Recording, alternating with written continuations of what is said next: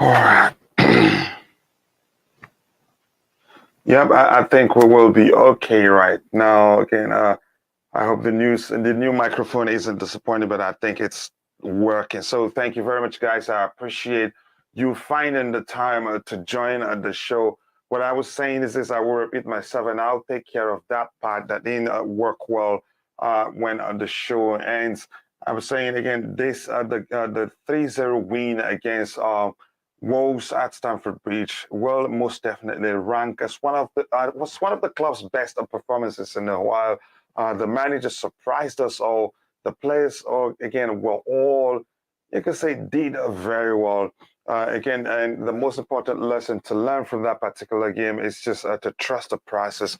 I trust Graham Potter. He knows exactly what he was doing. At first, I was concerned that it was going to be a disjointed performance overall, but it wasn't. Again, the team as a unit did very well. Yes, we saw some misses again, but at least we did score 3 goals. And like AD for Love, you mentioned yesterday, Love for Blue mentioned yesterday, you could say the output, or you could say the conversion rate, isn't that different from that of Manchester City, who had almost the same number of chances created and scored nearly the same number of goals, but one more goal than we did. But that's, by the way, let me get look at what we have in the chat already. Say hello to people and be sure they're all doing well. Here we have Liam Lane. Says Blue Morning, Coach, a panel and chat. Blue Morning to you too. I hope you're doing well. Thanks so much for finding the time to join us. Again, please like and subscribe when you enter. If you have not, as it helps the channel reach a wider audience. Thank you so much for kindly saying that, Liam Lane. I appreciate that. Again, no sound. Yeah, but I've started it out. Unfortunately, there's no sound, Chief. A blank page. Yeah, again, I thank you for saying that. Again, big up to you, blank page, and big up to you. Okay, now, yep, thank you very much. I appreciate that. Chris, the CMC, it's been a while. I like your avatar, by the way. I hope you're doing well. Mike is good. And hello to you too. Thank you so much for finding the time to join the show. And please, as you're coming in, if you haven't, take a second to like the show, to like the stream, to help us reach more people. What a performance it was yesterday. From the moment, again, the starting whistle was blown to the final whistle. Again, it was again a joy to watch, except for the misses. They nearly drove us nuts. We were thinking, okay, was it going to be one of those days when, okay, you'd say we played well but didn't score, and we feared that at the time Wolves will grow into the game again, score, and we'll find it difficult to equalize and all that. Again, but the signs were there, though. We were half optimistic and half concerned again, but it ended up being again a sweet victory for us. Good signs, like I said before. The most important lesson to learn was again to trust Graham Potter. Again, look, the goals were all well taken. Again, even those that missed the chances, they redeemed the day. Again, maybe their performance for the day with some beautiful goal, a well-taken goal from Christian Pulisic, and also well-taken goal by Armando Broja, and a well-taken goal by Kai Havertz, all well calculated. That of Armando Broja especially wasn't about power. Christian Pulisic, the same thing. It wasn't about power. It was, again, about finesse more than it was about power. Yes, like the damn video, guys. I'm seeing my man. They're doing good. Happy, very belated. Yeah, I understand. Thank you very much. I appreciate that. Again, like the damn video, guys. Says my friend and brother Matthew Lee Benjamin. It's been a minute, bro. I hope you're well. I know we're all busy. Again, we've agreed we'll be doing more and more of evening shows, and also the Blue Morning Show will still be there. I'm just hoping to find hosts to help me again spread things out and do less myself, so that I can really deal with my studies properly. Like the damn video again, one more time. Nice to see you here. It's been a while. Again, let me know what was your favorite part of the win yesterday. Again, for me, it was the overall performance, and again, the fact that it's looking like, again, the portable has taken full effect. Again, we saw exactly how Chelsea, the Chelsea team on the ground Porter differs from the Chelsea team on the Thomas Tuchel. This is not me again bashing Thomas Tuchel or anything, but the difference is there. Yet they're similar in terms of the way you can say how they like to deploy their personnel in terms of structure, but application again is clearly different. Yesterday we were more penetrating, more decisive, more direct, and again you can say the tempo also was much more better. And again, it just looks as if the players copying from what one of the titles of my friend and brother Og's videos, where he says the players seem to be very happy to play for Graham Potter. And yeah, you could argue under Thomas Tuchel at one point it just seemed as if they didn't want to play for the manager. So yeah, but again, it was enjoyable to watch. And I know, yeah, we missed quite a lot of chances, but here's the thing. I think I strongly believe that with time, the goals will come. At least we've seen the players get at the end of the crosses. The question, the argument this time isn't that, okay, the crosses were there, but nobody was in the box to get at the end of the crosses. At this time, the players did get at the end of the crosses, the end of the chances, but the only issue was that, again, we didn't put away all the chances we had. Which means with time, that aspect of the whole thing will follow. More importantly, again, we saw a much, much improved team yesterday. Again, it was enjoyable to watch. It was fun to watch, and we got the win. No complaints at all. Again, let's elaborate. Yeah, let's talk about the positives and look beyond the negatives. These things happen. Again, we're only, you could argue, had we lost the game, the focus would have been how many chances we missed. But you could argue how many goals were scored. It wasn't bad after all. It was a good win. Everybody on the pitch, from the defense to the attack, the midfield they were just near immaculate yesterday. Milan won 2-0 yesterday. Yep, which means win for both teams. Both teams going into this. Going into the Milan Stadium for the San Siro. Yeah, that's what it's called. For the second leg of the group game between AC Milan and Chelsea Football Club. So both teams will be going into that one with confidence. And Tomori scored. I forgot who scored the second goal. The overall quick pace of the attack was what I liked the most. I liked that too. I liked the pace. I liked the tempo. I like that the fact that, again, we witnessed more vertical passes. We witnessed more penetrating play, more decisive play. Again, more, you could say, again, a purposeful play than usual. Then again, than the players opting for separate options, like going left or right or backwards. It was much, much better than usual. Mofuma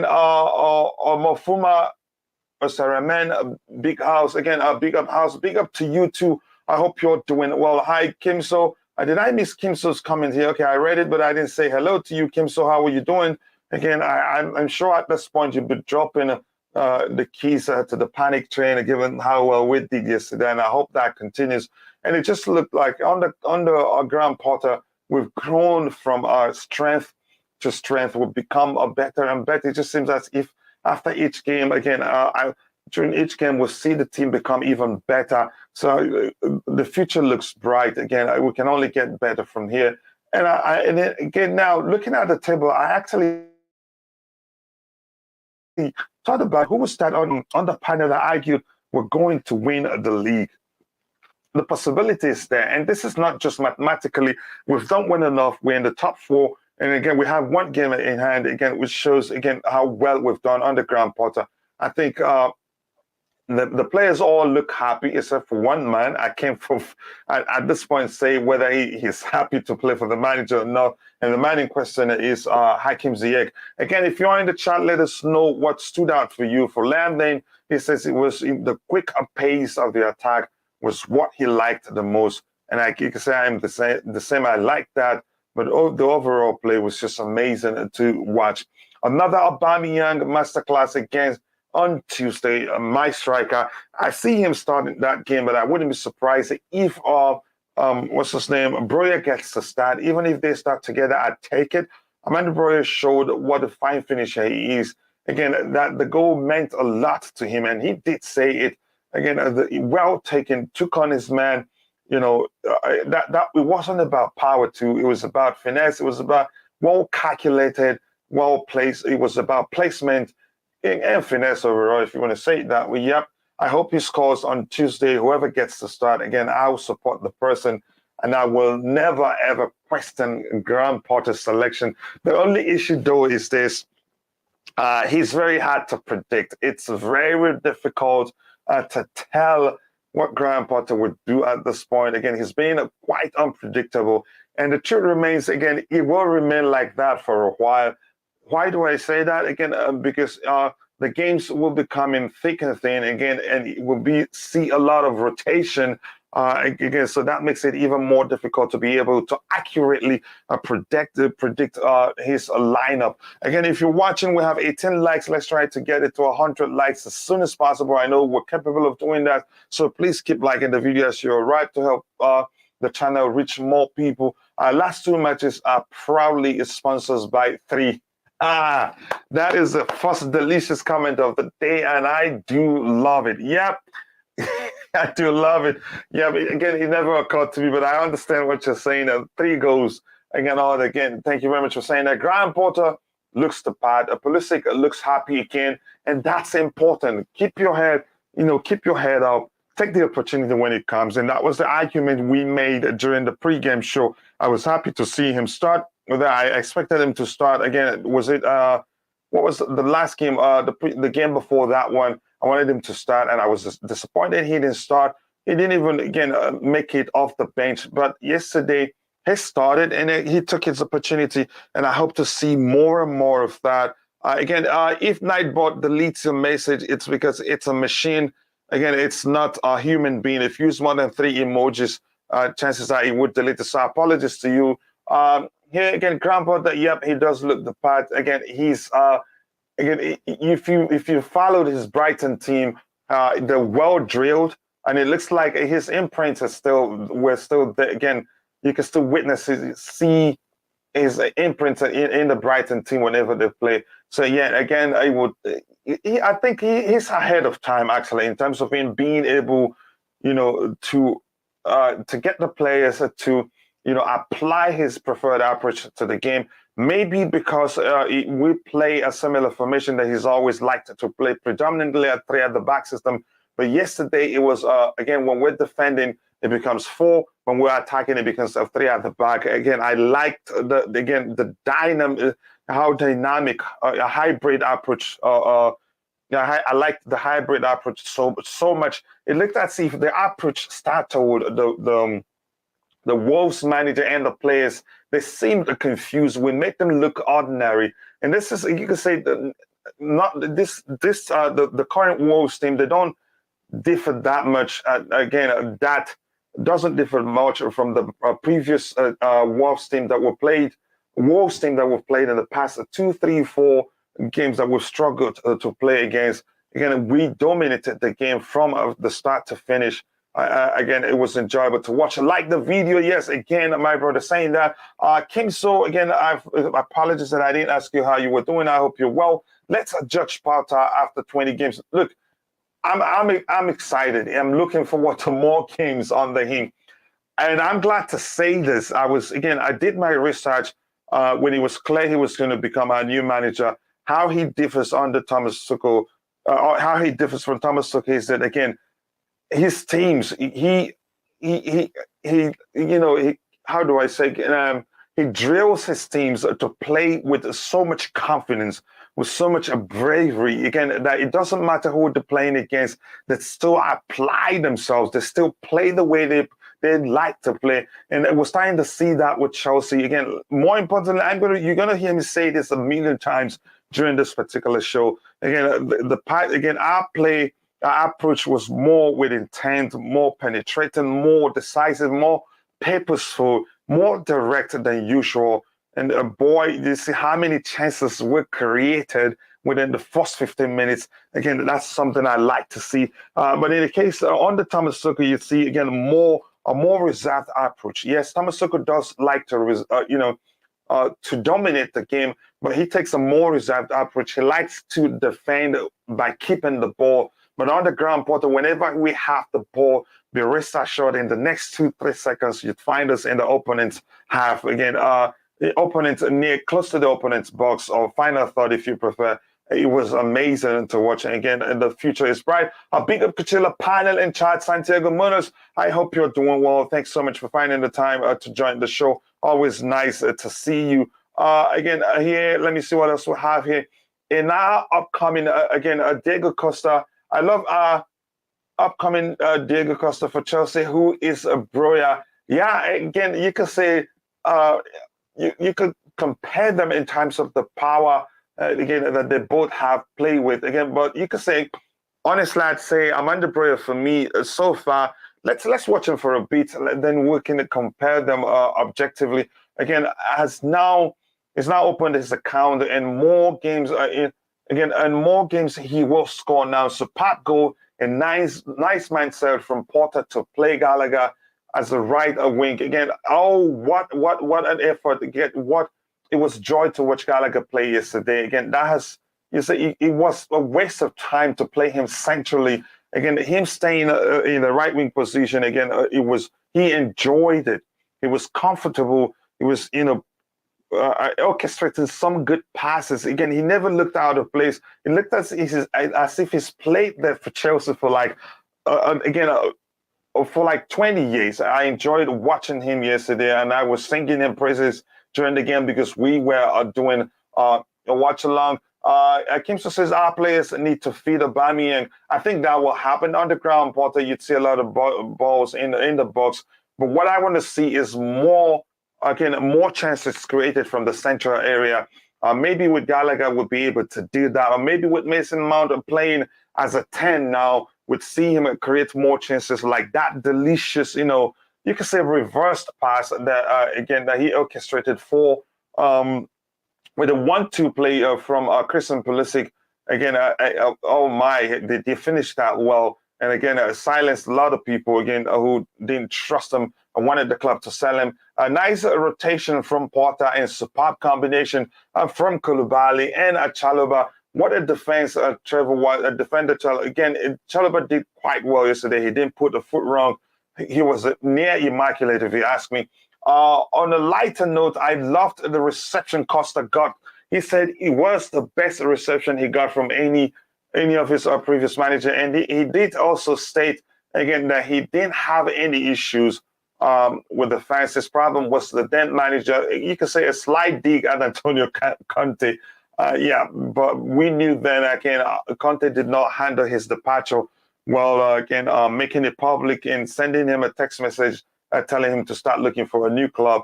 You could argue that was one of the reasons why Conte lost his job too. Plus that awful performance against Manchester City, where they had let me just say it this way, 99.9% of the possession, and we had 0.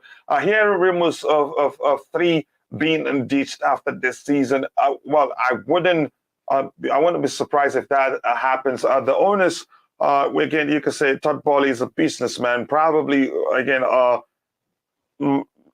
by now we'll be speaking to bigger sponsors. Plus, Three's behavior, again, during, you could say, one of the worst period of the club's history, you could say isn't acceptable, wasn't acceptable, and still will not be acceptable. And the fan base will not forget what they did. They practically ditched us. So it'd be only fair for us to ditch them now. Again, let's start Alba and Broja on Tuesday from a front line. Again, it's set to play a twin nine. But if we don't, I don't see them both starting together, because you'd like more players on the flanks. They can serve, create more chances for Alba to get at the end. Pulisic should be starting ahead of Sterling. I think they'd be rotating. But Pulisic, he was perfect yesterday. But the truth remains, he could have scored at least 3 goals. But it happens.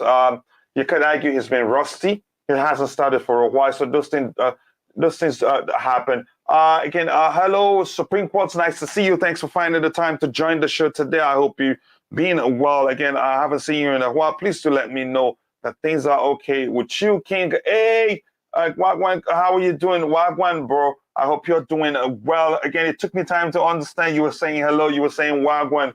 I hope you're well, brother King. Hey, thanks for finding the time to join us. Even Pulisic did well. He must keep it up. Again, he must. Again, that's it. The argument yesterday during the pregame show was whether, again, Coach Chris especially arguing one game, take his chance in one game. And I said, yes, again, he's good enough. He's capable of taking his chances. Again, given one opportunity, he's that good. On his day, he should be able to, stay to claim. And again, but that doesn't mean he's going to be starting every game. So the team will be rotated heavily, especially this period. And then the games will be coming in thick and fast. Quite a lot of games to play this period. So yeah, we'll be seeing. The team will be rotated heavily. Here we have again Supreme Court. Good to see us winning comfortably. I won't let my guard down, though. Again, still lots of work to do. Yep. Though I said Portable is in full effect, I still believe there's still more work to do for him to fully implement his preferred approach. But I like his unpredictability. Again, I like the hybrid approach. Again, it keeps the opposition manager and team thinking. It starters them, and that's nice to see. It's good to see players taking their chances. Look at Pulisic, Broja, and Chalobah. This will create healthy competition, which will it will help the team for sure. Again, and again, it shows if you reward, and again, if players do well and you reward them, again, they keep doing well. I was really concerned about Chris and Pulisic not being happy again, and Gallagher the same. Given they made an impact, they came off the bench to help us win the game against, was it again Crystal Palace? Yeah, I was expecting them to start the next game as a way of rewarding their performance, and it didn't happen. I was really concerned.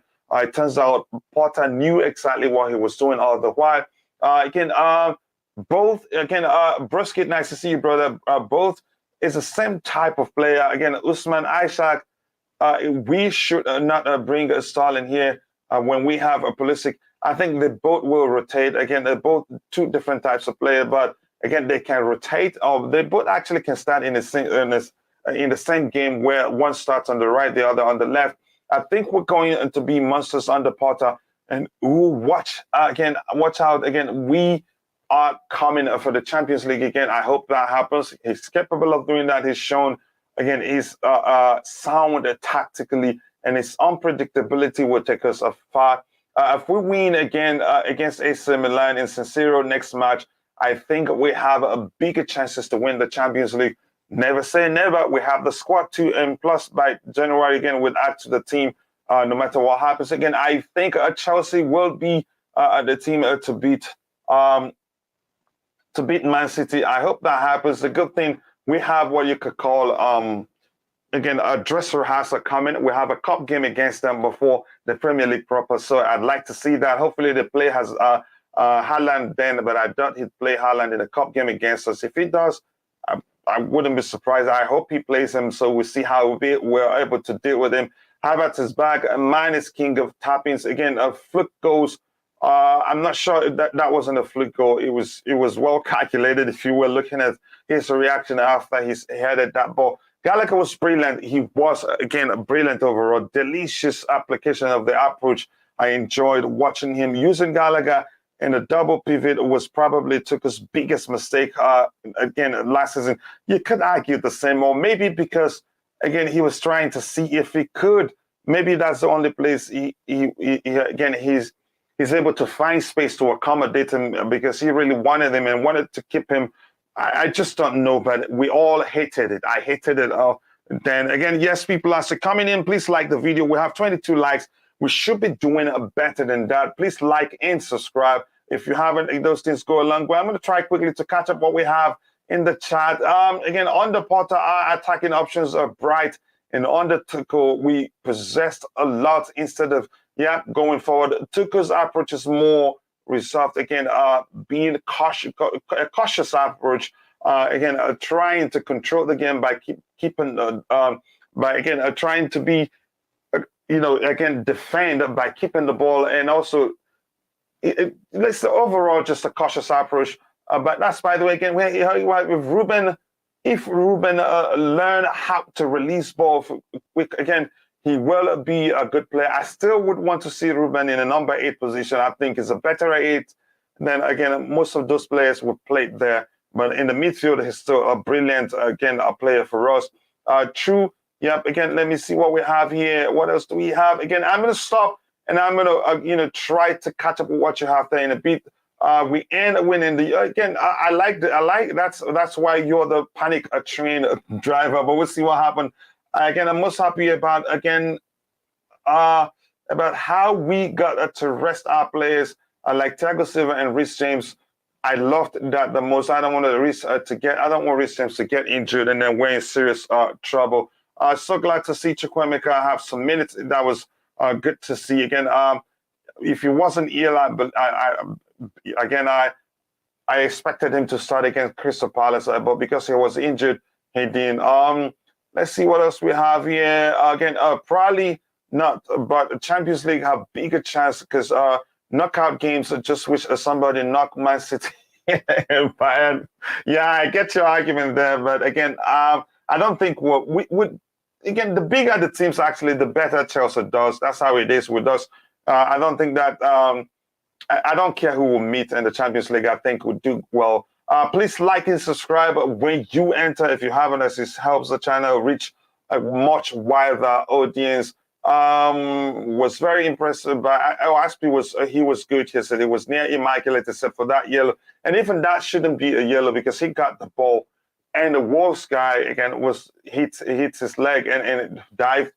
Priestley cheated one day says, "Coach, have you seen the Chalobah record for Chelsea? It's mad. Yeah, we haven't lost a single game in all the games he started. So I don't know why we didn't pay out again, but I'm not sure really if the rumors out there that he was that some clubs were looking to take him on loan.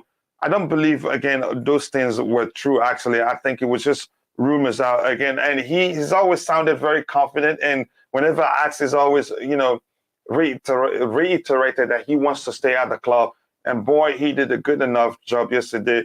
Had he gone out on loan, we would have, we would have learned how big of a mistake that again it was had that happened. Cannot compare Pulisic 10 again to RS 17. Pulisic is too inconsistent to even try to compare him to Sterling. Yesterday, Ruben was okay, but still too slow. Happy to see Gallagher and Mount playing together. Yeah, I never expected to see that happen. And maybe the structure allowed them to play together, and still, you could see how they differ. And they both, you could say, they both again play with so much energy, and their pressing is next to none in the team. I think, honestly, to be honest, I was one of those that argued that I wouldn't like to see them play together. In terms of Christian Pulisic, you could say I argue the only reason he hasn't been that consistent is simply down to, again, the injuries he's had in the past, that every now and then they will see him firing on all cylinders, and boom, something happens. He gets sidelined for a while. Again, the high for me was Chalobah's performance and Broja scoring. Yeah, Chalobah was, again, he was brilliant. And honestly, I'm beginning to say again, whereas you could argue that again, that Fofana is a more is in terms of the aspect of ball playing is better than Chalobah, but defensively you could say Chalobah is a much more better player than Fofana is. Again, they both are good players, but those things they differ in the sense when you talk about ball carrying, Fofana does that better than Chalobah, but defensively, I'd say Chalobah for me is a better defender than Fofana is. Chalobah is staying; he's not going anywhere. Especially after that performance yesterday, I think probably maybe the club knew that all the while. Again, I don't think he's leaving. What a player he is, and he's Chelsea through and through. Sterling is still Chelsea's best attacker, but he's very frustrating. He needed a rest. That's all I can argue. Coach, why is Chalobah more composed than Koulibaly yesterday? I don't think that was the case. Honestly, I don't think that was the case yesterday. Nope. Again, Kachila, do you think Portable suits Lukaku and not Padu? Not Lukaku, maybe Padu. Lukaku, again, here's the thing. Porter is, you could say, is like for like with Thomas Tuchel, compared to Thomas Tuchel, in terms of the type of players he wants. His number 9, he wants to be dynamic. He wants his number 9 to be able to participate in the play, to drop deep and participate in the play. I don't think he'd prefer a traditional number 9 to playing somebody like Kai Havertz there, to playing somebody like Aubameyang there. Although Kai Havertz is not traditional number 9, but he's able to fulfill that role in a fluid front three. Kai Havertz is able to operate because he's not playing as a traditional number 9. He's just making up the number there and retweets with the 2 other players that flanks him in the structure or in the way they're deployed in the structure. So I don't think Lukaku again will be his preferred choice. But because we're practically stuck with Lukaku, and after 2 years at Inter, at most he'd still come back to Chelsea. We're stuck with him. I think he'd find a way to make it work, not necessarily because he likes Lukaku. Again, as Lukaku's style of play. He's that manager that likes fluidity. That's why you see him at Brighton. He's played a Trossard in the right, in the left wing back position. But we'll see what happens. Koulibaly is the type of CB who makes his partners play better. Both he and Chalobah were good. They're immaculate. I have to say that his passes from deep showed you why I've always argued. He should be rotating with Thiago Silva, and he has the experience. He's good on the ball. He's calm also whenever he's on the ball. He's capable of leading the back line when Thiago Silva isn't playing. If we had maybe Chalobah, Ampadu is also capable of leading that back three, but because of in terms of the experience, again, I think Koulibaly is the most equipped to lead that back line. Chalobah and Fofana is our future. They both are, and again, no single player will play the whole game throughout the season. Players will be rotated. They're humans. If you don't, they get burned out, and that's dangerous. Both same type of player fall. How many games it took for us to realize both is inconsistent, sometimes lost in the game when, a good argument there. I'm going to come to the panel, please. Again, I enjoy reading your contributions in the chat, but if I keep doing that and end up doing just that the rest of the show and not do anything else, but I haven't read Tobias is coming for the day, and I hope you're doing well, bro. Please do let me know. Graham Potter is a quality coach that makes our players better. Again, no matter the formation or players he plays, I kind of trust him to bring the best out of. I trust him. I knew before time he's more of a coach than Thomas Tuchel is. Why Thomas Tuchel, again, he does bring out the best in players, but again, you can argue he prefers ready-made players. I am really happy for Broja. First of the many goods to come. I believe so too, and let's see that happen. Coming back to the panel. Again, I know I've asked you this question yesterday. I don't know, were you part of the watch along? I'm not sure, but Roger, how are you doing, brother? Okay, you were not part of the Watch Along show. How are you doing, brother? I hope you're doing well. Good morning. I'm splendid, thank you. How are you?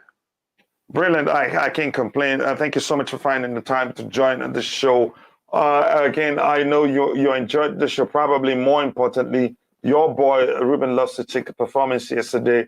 But overall, what do you think of the team's performance?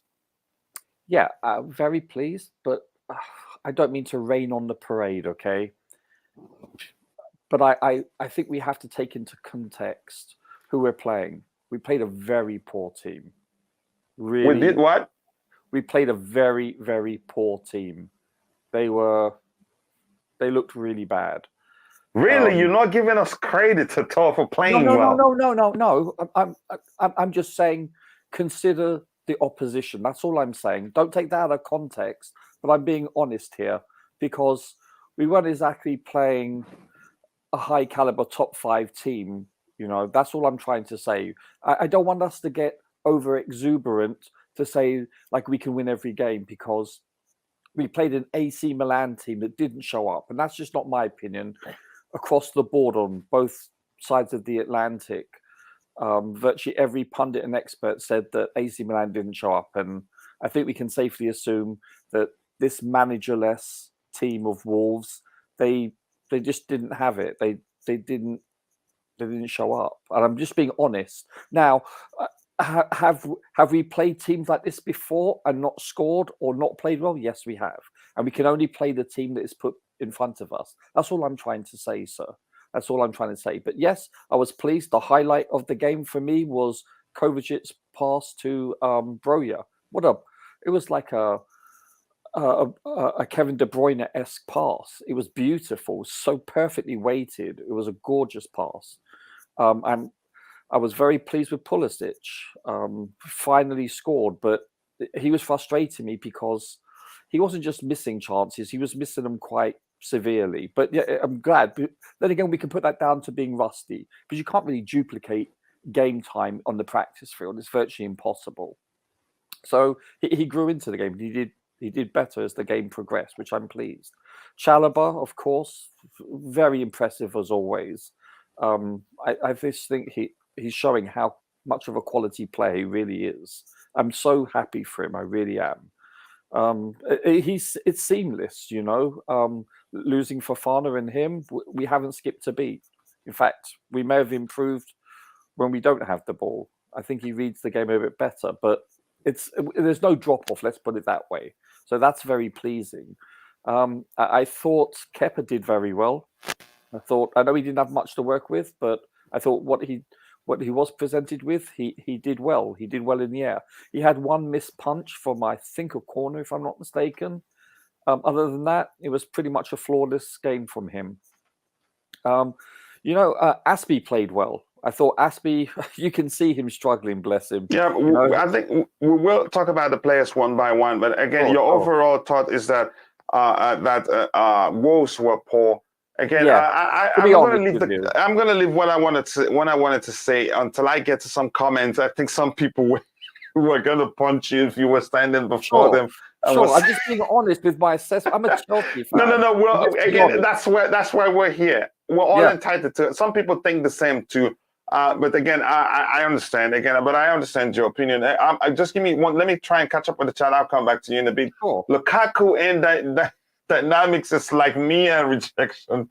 Yeah, that's a hilarious one there. I do not want Lukaku back. Again, unfortunately, we're stuck with him. Here's why I think we're stuck with them is this. The logic is actually simple. We still owe Inter probably up to close to 70 million pounds right now. And Lukaku stays there 2 years plus, and Lukaku has not been able to replicate the form he showed before he left Inter for Chelsea. Again, and plus after 2 years, he'd be 30 plus. He has to come back to us. And I don't know who's going to pay us enough money that we say, okay, take him. It's not like he's killing it now. Maybe after the World Cup, if he does well enough, then we'll see what happens. But I'm not sure. Again, we're stuck with him. So eventually he'd come back to us, whether we want it or not. Theo was all over Juve, and he looks a greedy again, after returning it, but he's probably one of the reasons why they won that game, if you ask me. Coach, allow me to shock you. Says, again, Boogeyman, my brother, Chalobah is better than Fofana. Again, that's your opinion. I haven't done my homework to say, okay, who's better than the other, but I can tell you, Chalobah is a better defender, whereas in terms of, again, ball progression and, again, you can say Fofana is better in that aspect. Again, in both defending and ball distribution, not really. I'm not really talking about distribution. Let's say ball carrying. Maybe both need to get better in reading the game. They're both young players. You can say again that aspect comes with experience. Or as the more games you play, the more again you get well acquainted with what most likely to happen in a particular situation. Leo has good backup in Theo Hernandez. Reese will have his hands full on that day. Potter will be well aware that they have Theo back, and then he find an approach, to neutralize them. We beat them fair and square. Again, I feel the same too. Again, I hope to keep hearing. We played against a very poor team. The truth is, again, we made them look poor. We made them look ordinary. But I get your point there, Roger. I hope we keep hearing that story after we play AC Milan again in the Champions League and play other teams. Let's keep hearing, that they were poor team or not. We used to lose against a poor team. Southampton, again, a Croatian team, Everton, what we call again maybe the charity FC factor. I think it's looking like we've overcome that because on two occasions we've heard that the teams who played on two occasions recently, they had a lot of players out. Usually that's a sign that Chelsea is going to lose the game, but maybe we've overcome the charity FC factor. Wolves were very weak. I agree. No, never all Collins available, but we played a fairly solid, particularly in the second half. I just hope it continues. Again, we saw the sign, no matter how bad they were, the truth remains, again, our approach was purposeful. It was penetrating. Again, it was direct and than usual, and it was enjoyable. This guy, again, everybody has the right to express themselves. That's why we're here. He said AC did not show up. He said the pundits said. The pundits said AC did not show up. Who was responsible for making that happen? We were, again, that's just your argument. You have to present your counter argument if you don't believe in what if you think what he's saying isn't correct. Kovacic is still class, though I wish his attempt at the Modric Chivera was more successful. Here's the thing, I think he's still recovering. Again, he isn't fully fit there. Again, plus that pass with what's his name? That pass for Armando Broja was delicious. Leao only got past James once in 7 attempts.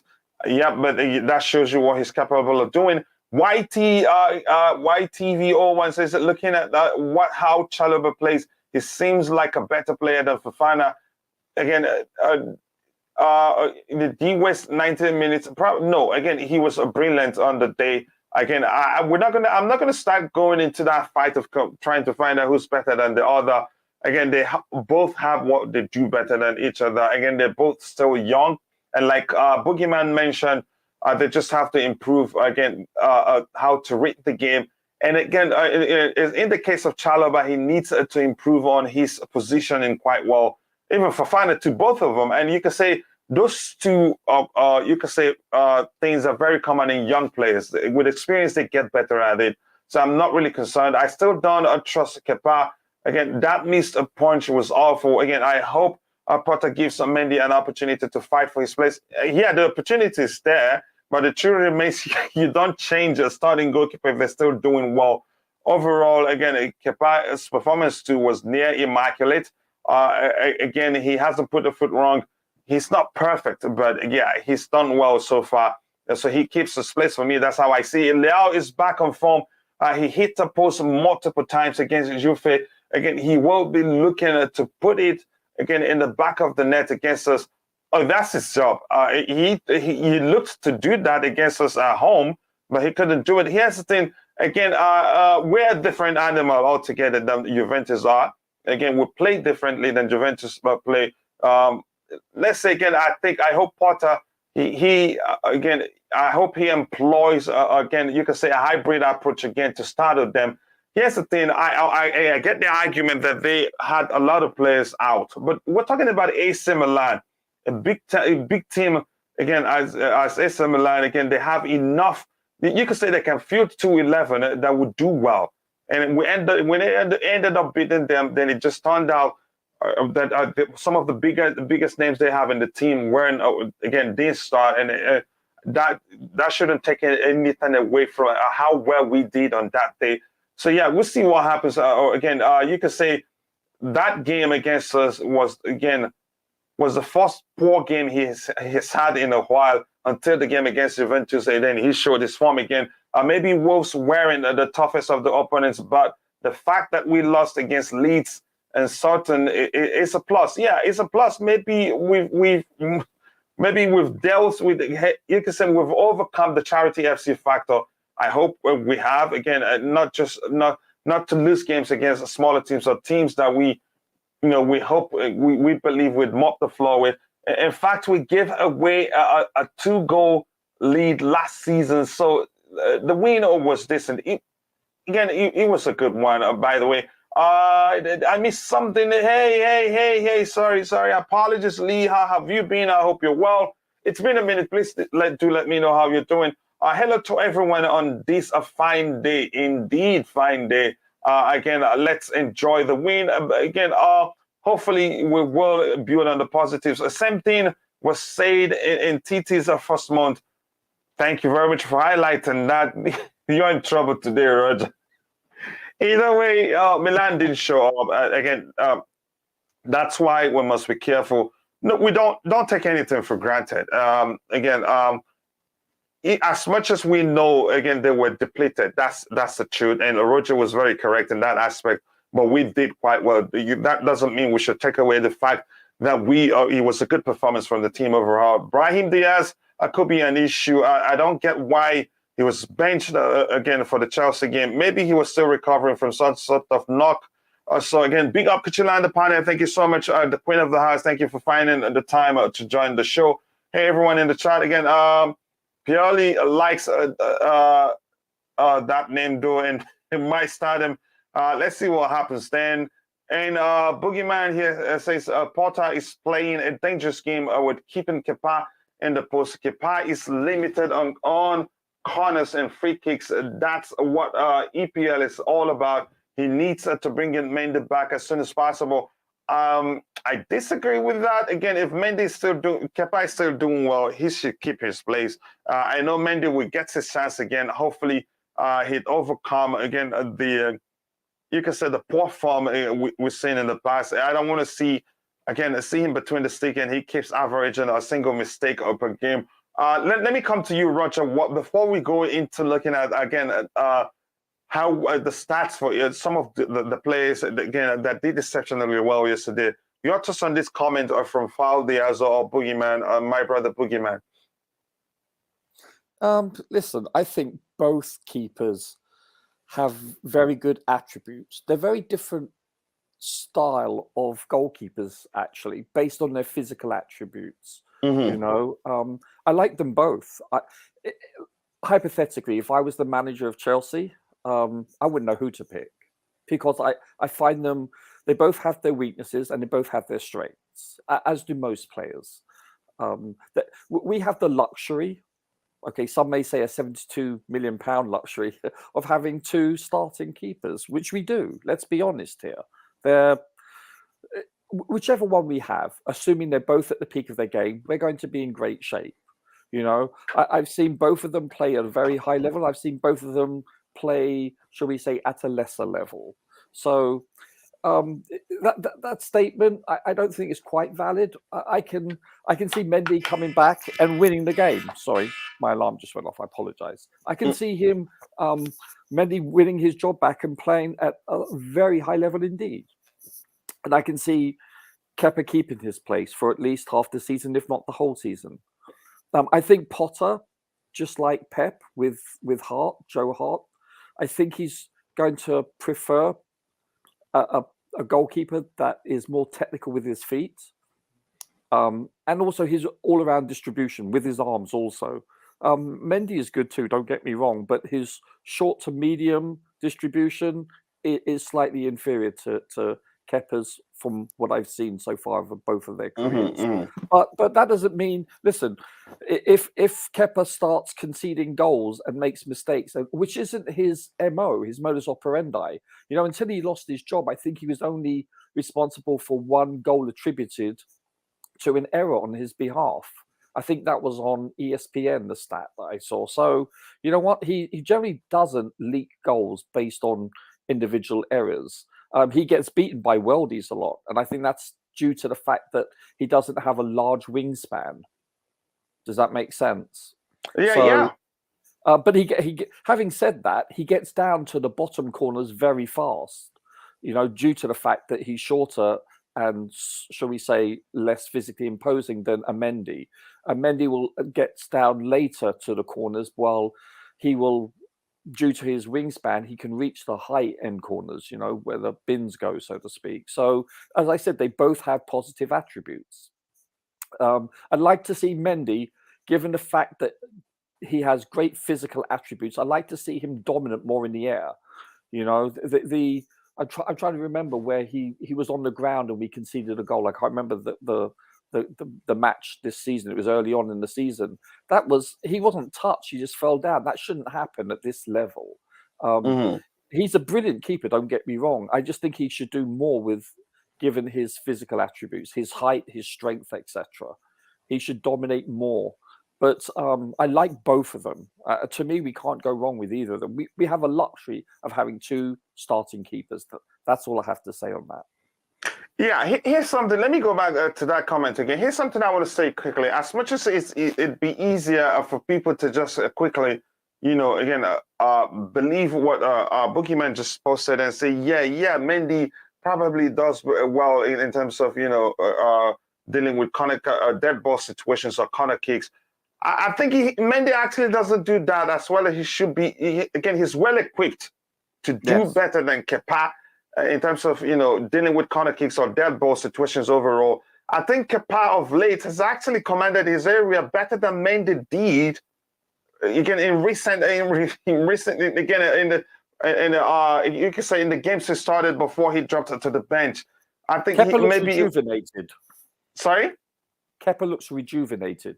He looks rejuvenated, and believe me, if the issue is just him dealing with corner kicks, I think Potter again can you could say take all the other attributes that he possesses, that he likes, that works with the way he likes to play, his ability on the ball, his distribution, his sweeper keeper attribute also, which is the most important. And he has shown how brilliant he is in terms of coming off his line to save the situation for the team. Was it the other one? Was it against AC Milan or what team he came out? What game was that in? He also yesterday. Was it yesterday? The one he had to practically dribble the guy that was coming to him to take the he was contesting the ball with. Those things, I think Potter will prioritize those qualities and will find a way to get his defenders to deal with dead ball situations rather than, leave it up to him. You can find a way to solve that problem without your goalkeeper being the one. I think his height isn't an issue. He's able to reach the 98th angle to stop shots you think will go into the net on his day. But I get that where that argument is coming from. I'd move on from that. Again, we'll see what Potter does. He's the man, and he's shown so far that he prefers Kepa because it wasn't like Mendy wasn't ready against Wolves. He was. Again, he's back from injury. He trained. So, but we'll see what happens. And he's come out openly to say he wants competition in every position. And again, that made me happy. Again, as long as Mendy gets a sense and the number one spot is well fought for, I am happy, except that's how it should be. Let the most informed goalkeeper, again, got the stakes for us. No sentiments. I don't think, I'm still going to talk about how badly Thomas Tuchel handled the selection of goalkeepers. Make one look as if, he was done droppable, and the other one, you're not important. Again, you wanted to say something, Roger? No, not at all. And the one other thing is, don't forget, we have Slolina in the equation. We don't know what he's going to be like in the next year or so, you know. So I mean, I think our depth is we have strength. I think a lot of other Premier League teams would be envious where we are in that position. Yeah, that's the truth. Again, yes, people keep liking the video. We have 40 likes now. Let's try to get it out to 100 likes as soon as possible. Again, thank you very much for Liam. The likes do go along with for the channel. I don't agree with you, Faldiazo. Kepa has played well in all departments since he's been in the team. His plus points are better than Mendy's weaknesses at the moment. And again, given the way the manager wants to play, plus under Thomas Tuchel, yes, the argument will always come up that Mendy has, he played more games under Thomas Tuchel. But again, Mendy actually has a better record under Thomas Tuchel overall. But that's, by the way, again, Kepa still isn't starting quality. You think so? Again, he hasn't been tested much since.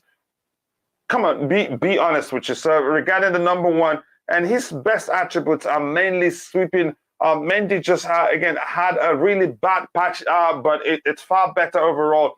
Mendy had again more than it was more than a patch. Again, I followed him, Zivo and others, Titox, Zivo and Matt. We followed him.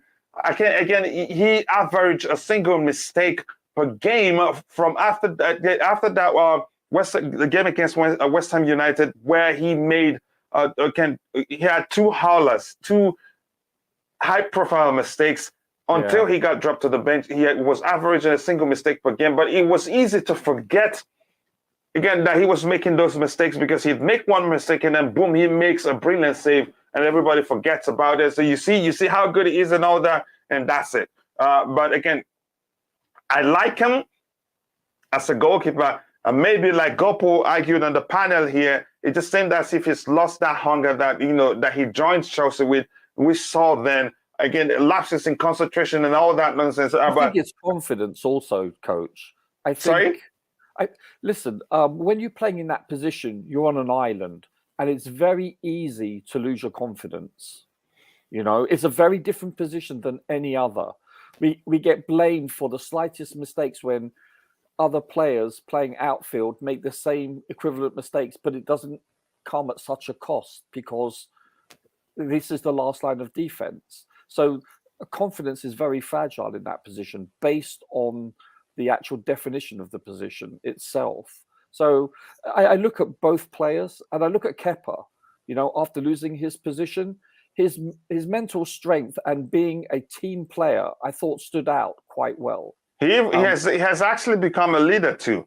Yeah, and I like Mendy also. I think he's a wonderful person. He's humble. He's a good person too. So I think the both players, their mental attributes and personalities are wonderful. We're lucky to be in this position. I think, as I said, they both have strengths. Are they the best keepers in the league? No, but they're very good, outstanding. As I said, I don't think there's another team in the league that has a better starting 1-2 punch than us. Yeah. I really believe that. Yep. I can't get. No, I believe that too. I can't get. But again, I believe that since again I started arguing that I didn't like how Thomas Tuchel was treating Kepa when Mendy was underperforming. He'd see that Mendy isn't doing well, and you still keep playing. He kept playing him until he got injured. And that's the argument I've always made about Thomas Tuchel. He has preferred players in certain positions, and except that player breaks their leg, no matter how badly they're playing, he keep playing them. Believe me, I love Mendy. This is not me saying Mendy is a bad goalkeeper. Like Nick Blue had, he's argued on this panel, Mendy needs to be dropped for his own good. He was treated like a god. He coming back from Afghan, joining the camp straight away. And Kepa's brilliant. Kepa in his if it wasn't for his brilliance in the semi-final of the Club World Cup, he wouldn't make it to the final, and you dropped him to the bench. Kepa also was the goalkeeper throughout the whole everything before the final of the Carabao Cup final, and you still dropped him to the bench. That doesn't make any sort of sense. But that's by the way, I want to move on from that argument, really, because again, it would turn ugly. And I wanted to say something quickly here. nobody is, writing off Mendy. No, he needs that again. He needs what's going on right now is good for him. Believe me. If he gets a chance again, believe me, he won't put the foot wrong. It will be difficult for that to happen. So he needs what's happening now is important for his career. Again, so nobody's saying writing him off. They're both good goalkeepers, but right now Kepa hasn't done anything wrong that deserved that deserves him being dropped to the bench. Even when Kepa did well, when he came off his line in the second half, again, in reality, he didn't need it. Really? Okay, if that's how you see it, that's fine by me. And that could have cost us, again, if the attacker was more confident. Okay. Again, Lee, that's great. Happy belated birthday. What did I miss? Was it Lee's birthday and I missed it? Happy birthday to you, brother. We love you here. Apologies for missing where you talked about your birthday. Again, sorry, again, it's just me, it's the studio engineer and everything at the same time. Again, happy belated birthday to you. I hope you had, a good one. Let me see, what else do we have here? Bobby says, okay, big up. Yes, smash the like button, people. We're at 46 likes. Let's get it to 100 likes as soon as possible. Again, just 4 more to get it to 50, and then we're halfway up, target today. Kepa has not done anything to say he should be dropped. So doing that would look bad, again, with the players. When you play well, then let him keep his spot. It's as simple as that. Mendy will get his chance, that's definitely, but you can't just drop Kepa given how well it's done. That was a part of his bad patch, though. Again, correct. Kepa got his head down and worked on his fault, and he came through with improvements to his game. He's learned to command his area better than usual. Mendy played his way out of the side. His form was bad. Thank you for being honest. Again, for some time before he was actually dropped, he actually got injured before Thomas Tuchel dropped him. Let's be honest there. Let Kepa do his thing. Mendy has to earn back his spot. It's as simple as that. That is the delicious comment of the day. No arguing, no such thing. The argument when I and Matt from Z4 YouTube channel was arguing that they were saying you don't change goalkeepers like that. You have number 1 and number 2. Yeah, but here's one thing for you. Porter clearly says he needs competition in all positions, and he didn't. Again, he didn't say anything like the goalkeeping position is an exception. Do well. You come in. Yes, Kachila Mendy needed bringing down to earth. Let's hope he can be the same as Kepa while he's on the bench and not feel like that the number 1 place and not feel entitled, to be the number 1 goalkeeper. I hope he realizes all he has to do is just to work, and there's a chance you earn your place back. It's as simple as that. Love Kepa, but not as Chelsea's number 1. I would still use him in cup games. Clean sheets is, again, a problem with Kepa. He wasn't tested against Wolves. Okay, but if that's how you see it, Jafta, again, that's up to you. Glad you had a good birthday, brother. Again, nice to hear that. Mendy was getting called world class after the Liverpool finals. And if Kepa again started any of those games, we would have lost by 2 or 3. The spot should have been contended for rather than Kepa just taking it. Okay. I'll tell you why I think he missed that one. Probably he wasn't in the right mindset after being dropped in the Club World Cup final and dropped it again. And then you asked him to come in and be the goalkeeper to stop penalties for you. I'd feel betrayed in the first place, but I'm not going to get into that argument right away. Let's look at the ratings that some of these players got. Overall, again, you can say they all did very well. It was a brilliant team performance overall. And again, I enjoyed watching the team. Let's see, again, let's start with Mason Mount. I think that is the best position, centrally as a 10. I think he enjoyed it. Even if he didn't score, I still recognize that he did quite well. Look at his rating here. Again, overall rating is 8.8. Man of the match. Minutes played, 72 minutes. Goals, yes, he didn't score, but he had 2 assists. The other one of which was a delicious assist. The one for Christian Pulisic, it was a 1-2, again, a half turn. You could say a reverse pass, actually. if you want to phrase it like that. Total shots, 3 shots, and he had chances created. He created 5 chances. Expected goals 0.13. Expected assists 0.43. Forget about the fantasy points. Blocked shots 1. Touches 54 touches. Passes into the final third 3. Successful dribbles 2, 3, 67. That's not bad. Accurate crosses 67%. That's not bad either. Accurate long balls 2 over 4. That's 50%. Even though I'm missing it. Where is it? Yeah, 50%. Dispossessed 1 time. Recoveries 4. Dribble pass 1. Again, ground duels 1. 2 out of 5. 40%. Aerial duels 1. 1 over 1. 100%. Your thoughts on Mason Mount's performance overall, Roger? What do you think? I think he was near immaculate yesterday. Maybe where he was deployed. Probably had a conversation with the manager and told him this is my best position because it's one of those one of the 2 8s where you can say where he played predominantly under Thomas Tuchel. He seemed, again, he didn't play as well as he hasn't played as well as he played. He never played as well as he played yesterday. Plus, when you play him again in the 4-2-2-2 formation, you can say slightly deeper. He looked lost the last time we played that formation, but he was brilliant yesterday. In those games, you still see his industry and all that. But in terms of, you can say productivity, in terms of output and all that, he was poor. But yesterday, he was just brilliant. I want to get your thoughts on Mason Mount's performance yesterday, Roger. Yes, I actually didn't think we would use a 4-2-3-1 yesterday based on our midfield of Jorginho and Ruben. I thought we'd go with a 4-2-2-2 or a 4-3-3. I think the 4-2-3-1 suits us going forward. Obviously, if we have Kanté in a 4-2-3-1, obviously we've done that successfully in the past before. But I think that number 10 position centrally, I think definitely suits him.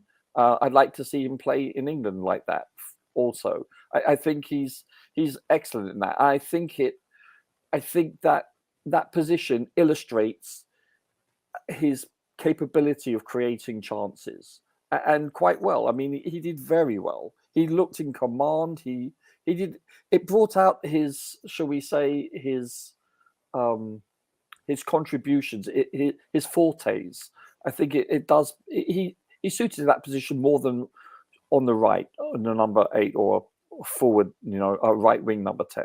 So I think he does very well in that position. I'm pleased we used that formation.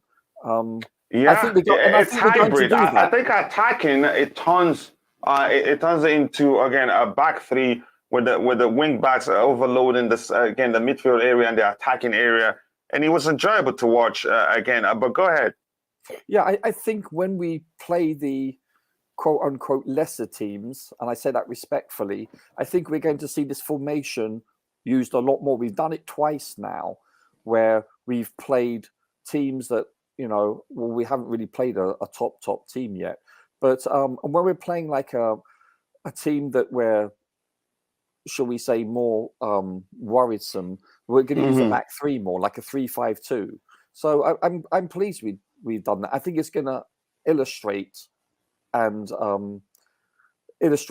his strengths. I really do. I think that's a very good formation for us to use. And the fact that, listen, we don't know, and I'm sure opposing coaches won't know our formations. So it keeps them guessing. So when the opposing teams have to train during the week to play us, to prepare, they're going to have to cover different scenarios, which means it gives them less time to concentrate on formation, of which for them to recognize what we're playing.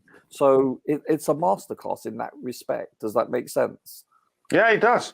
It does. And here's the thing. Get a delicious comment here from Afaldi as a boogeyman, my brother. He says again, the sky is the limit. The kid's willingness to chase, to win the ball back is second to none. His industry is second to none. His presence is second to none in the team. His energy, again, is so unique in those aspects. And again, so much so that even on his worst day, again, where you'd say even when he's mentally tired, when he's on, that's why managers still play him, because of, again, the commitment he shows overall on the pitch for Chelsea Football Club whenever he's plays is next to none. Again, unfortunately for him, most Chelsea fans don't look beyond his industry. Most Chelsea fans don't look beyond that energy, again, that he shows, that commitment he shows. I think if you ask most people, they'd argue he's technically poor. Overall, he's technically gifted. Again, I think as he ages, we'll start to see what a player he is, again, which is very difficult for most people to see. He's a fine player. And this comment, like I said, is a delicious comment. He just needs to work on being a creative and tech. I think, again, he has that too. And that is something that will improve over time. And unfortunately for him, like I said, most people, turning, again, whenever, again, it looks as if his form drops, they turn, again, instead of, being objective, again, with their judgment, to jump to the conclusion that he's a poor player, just let him go. Conor Gallagher should replace me and all that. Again, the most, again, I'd see is that just, rotate him with Conor Gallagher. Again, if you want at a particular point in time to have one of the two, because two of them, you could say, in terms of the commitment they show whenever they play for Chelsea and the energy, again, they bring to the team, again, next to none, you could argue. So I don't know why people, again, it's common with Chelsea fans, and unfortunately for him, why? I don't think that would change. Some are actually calling for the club to sell him. Go ahead, you're going to say something. Yeah, Coach. This is a rhetorical question per se, but why is Mount so divisive among the fan base? I don't get it. I look at every player objectively. I'm not the biggest fan with J5, but as I said, he brings attributes. He has his fortes on the pitch and off the pitch. He's a leader in the locker room. He's a very personable person, etc., etc. If you're going to be not derogatory, but if you're going to be critical of a player, then it must be constructive. But that player must also bring. Yeah, but they're never constructive with their criticism. Yeah, go ahead. I understand. And that's what I don't get. That's what I cannot comprehend, is the fact that he's such a divisive player. When I look at a game, usually I watch it twice, sometimes thrice.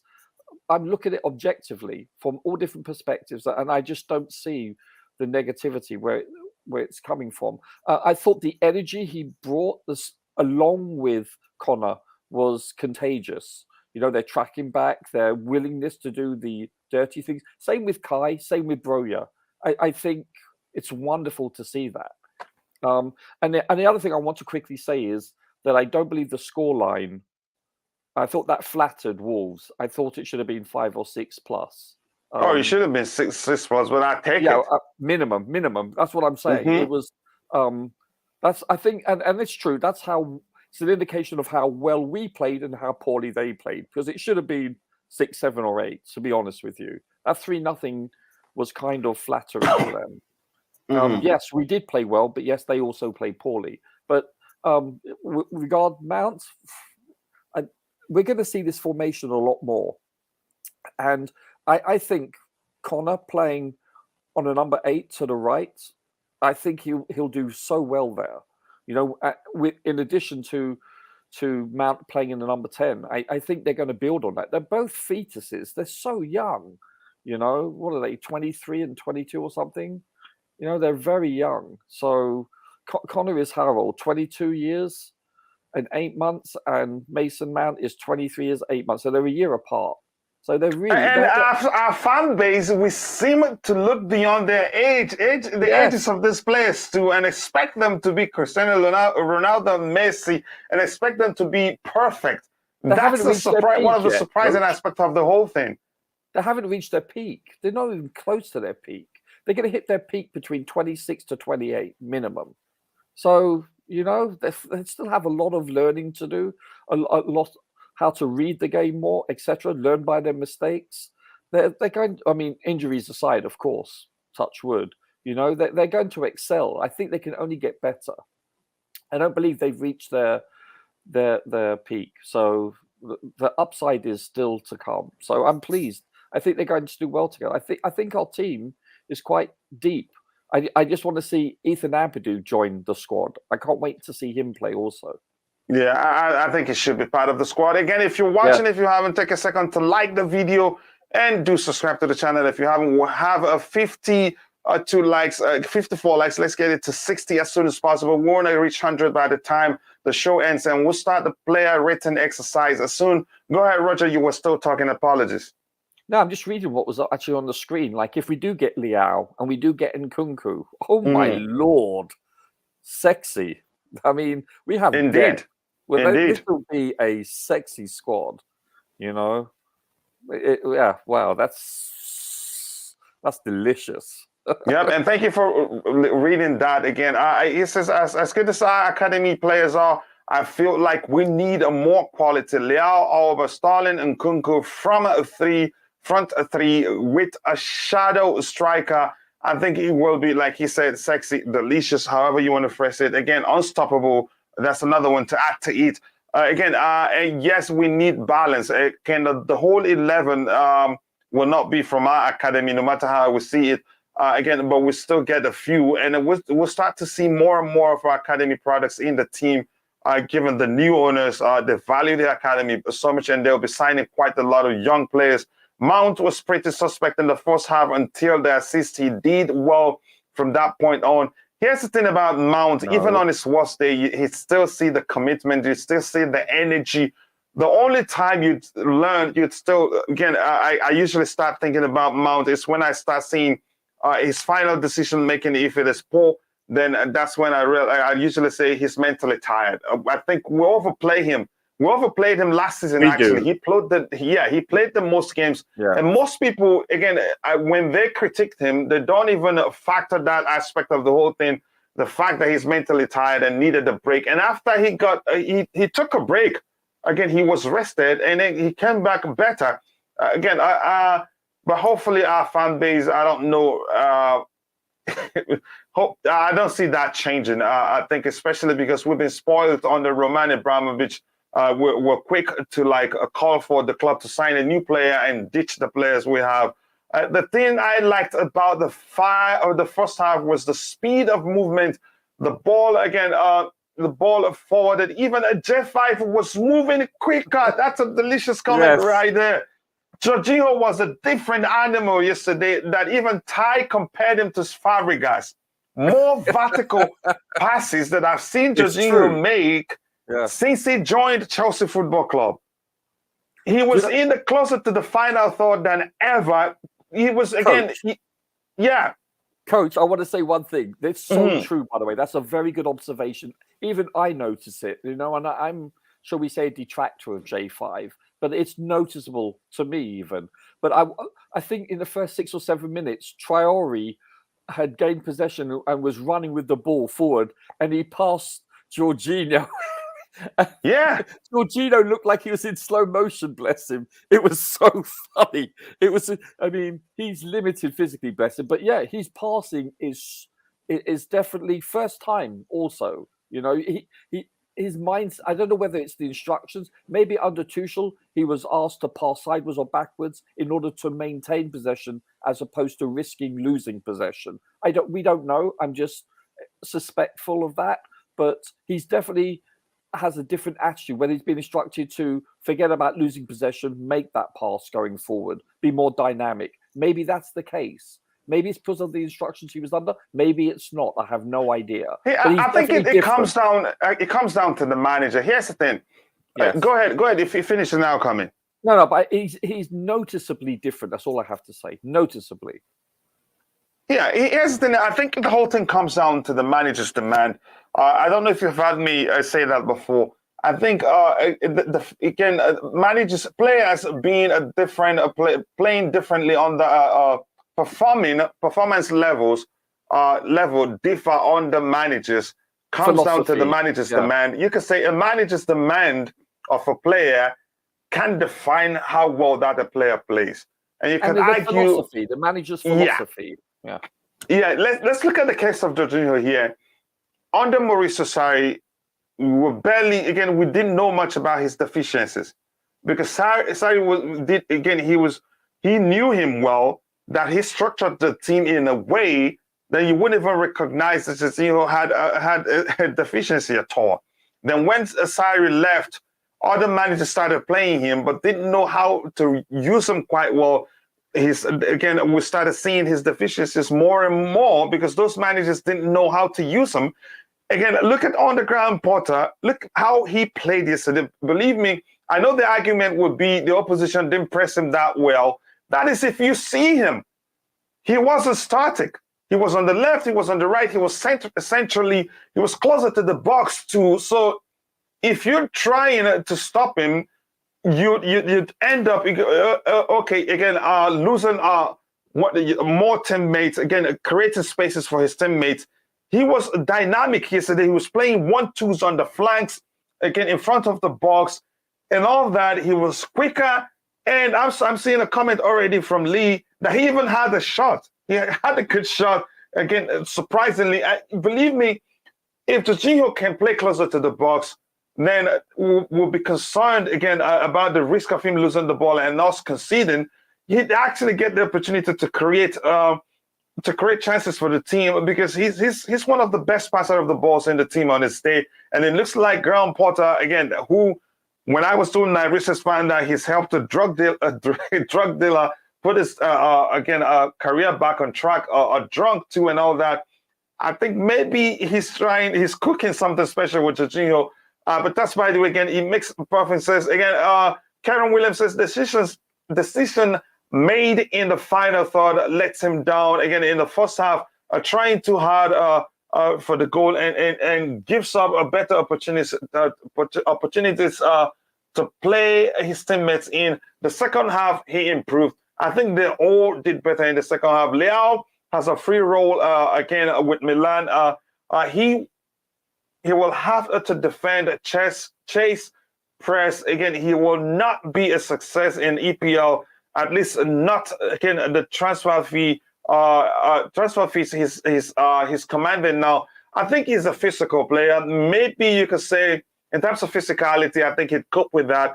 Maybe the pace of the Premier League. Maybe that's where again I'd be concerned a bit. Let's see again. Coming back to the panel, I want to get your thoughts, Bobby. Your thoughts overall on the team's performance. I know you were part of the watch along and that transitioned into, you could say, a review also. But maybe you've taken the time to watch the game again. And I did put out a tweet saying, again, you will not appreciate how well Chelsea played until you rewatch that match again. It was a brilliant performance overall. As a unit, we did quite well. But Bobby, your thoughts on the team's performance? And again, good afternoon to you too. So first of all, brother, I hope you're well. Is he talking and we cannot hear him? I think that's the case. Roger, can you hear me? I can. Okay, which means Bobby is having an audio issue. Let me see his thoughts out. J5 even had a shot on target for the first time in a very long time. J5's shooting was quite a sight to behold, but he's still a liability. Again, maybe Potter will find. Yeah, we can hear you now. Go ahead. But we haven't heard you for a while. Yeah, I'm on the road. That's why I'll try. Oh, no wonder. So yeah, the connection is. Can you hear me well? Yeah, we can hear you.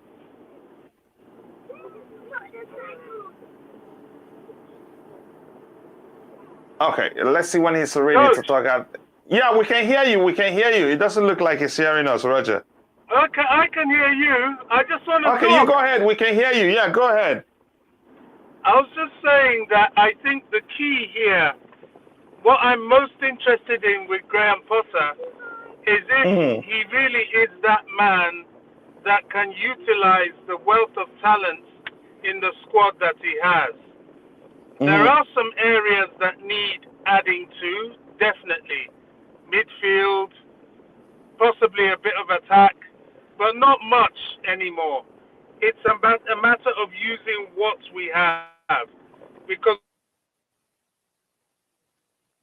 we've got some really, really good players. Unlike you, I have totally given up on Jorginho. I think we can't have one-dimensional players.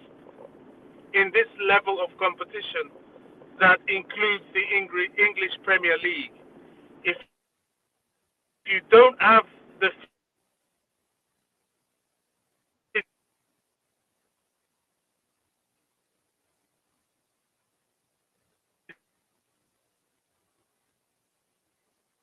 Hello? Yeah, I think he's really breaking up. Yeah, he's going through a dead cell. Yeah. Again, Alvarez and Kunku just go Vadio. That's all we need. Again, I think you're going to be seeing a lot of signings with the next transfer window, especially in the midfield area. It is time we let go of Joji and Kante. Is it time? I don't know. It's not up to me. But it's looking like the club and that serious about keeping N'Golo Kante, and that's especially true. Now, you could argue they will look at it and say, I think we can actually do without this guy. I've said that 1,000 times, and Roger, you know my opinion on that.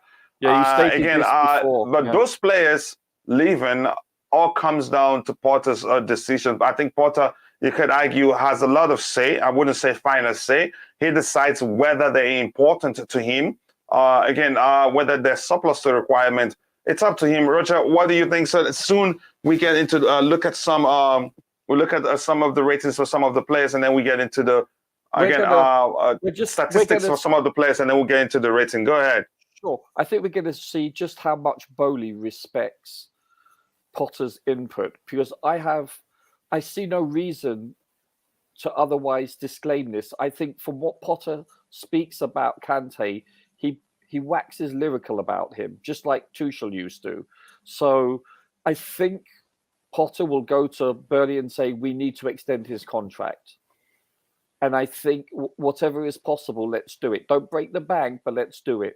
And I think Bowley will find a way to do that if he respects Potter's input. If Potter says this is a person that will help us win trophies, and without him, we will struggle to do so in comparison, I think Bowley will do that.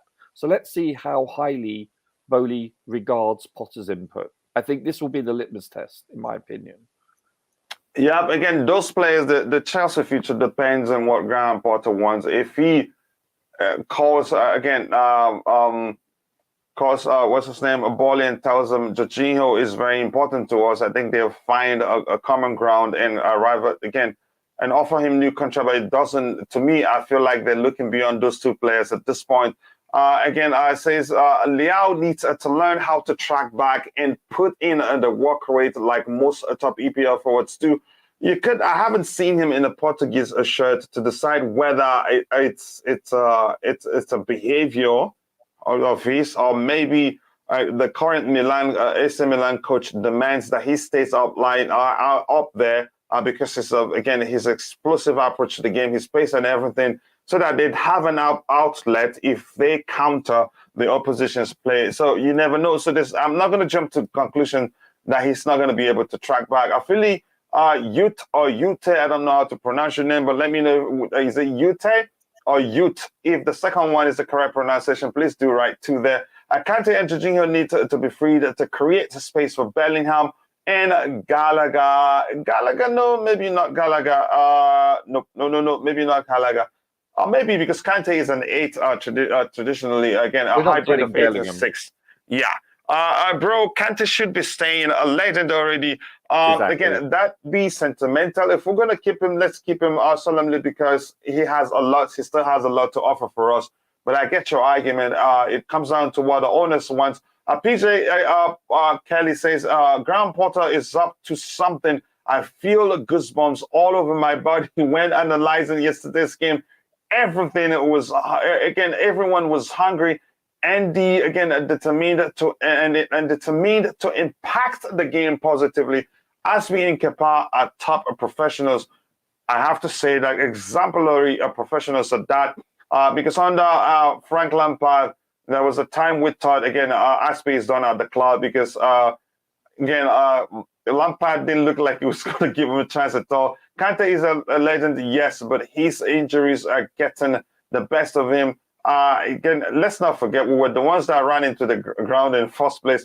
It's about knowing how to use them at the right time. Maybe that's the truth. We cannot play without Kante and or Jorginho will be on an average team. Again, here's my argument about Jorginho.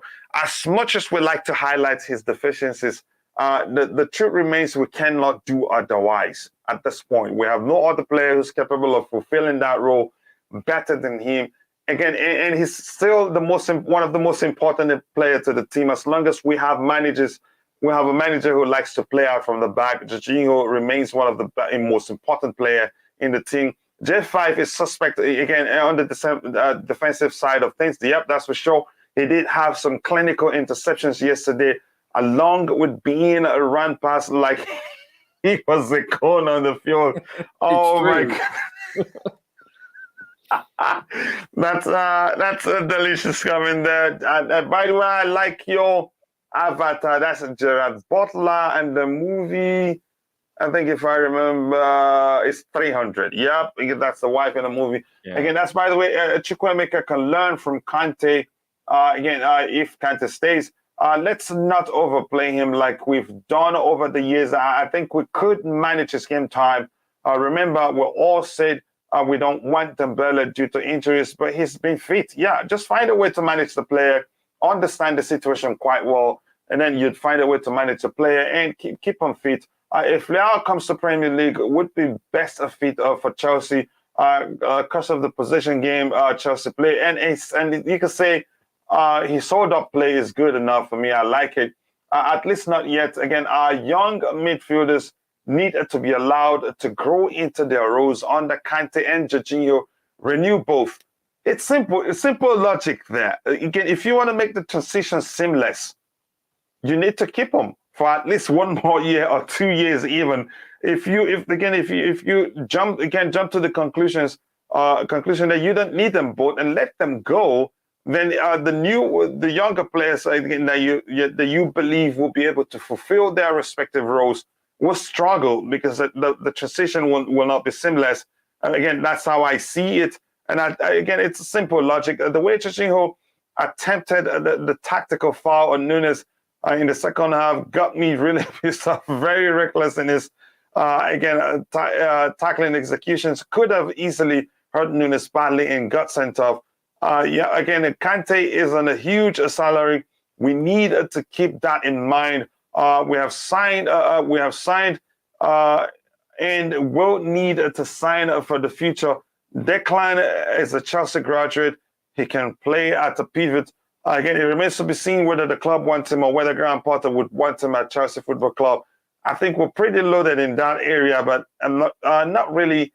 Again, no player. Again, not really in the aspect of a DM role, because if we're going to Declan Rice, it will probably be for the DM role.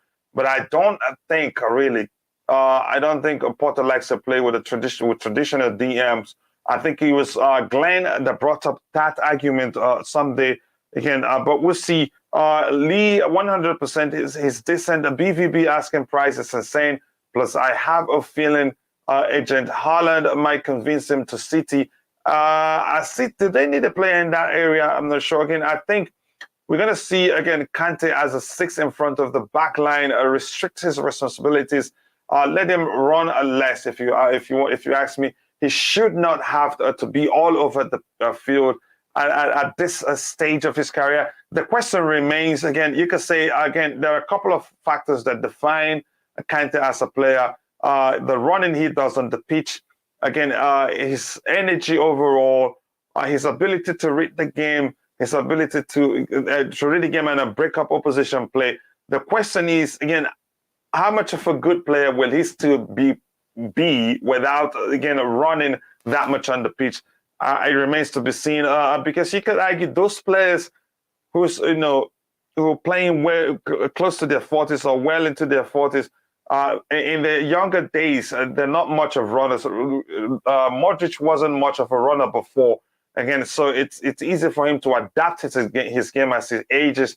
His game, what defines Modric's games the most is his technical ability, his vision, and his passing ability. So without running, he's still fine. As long as he can still move on the pitch and find space, he's still, again, be a good player. Again, Hamid says, I don't want Kante to go, but his injury makes me worry.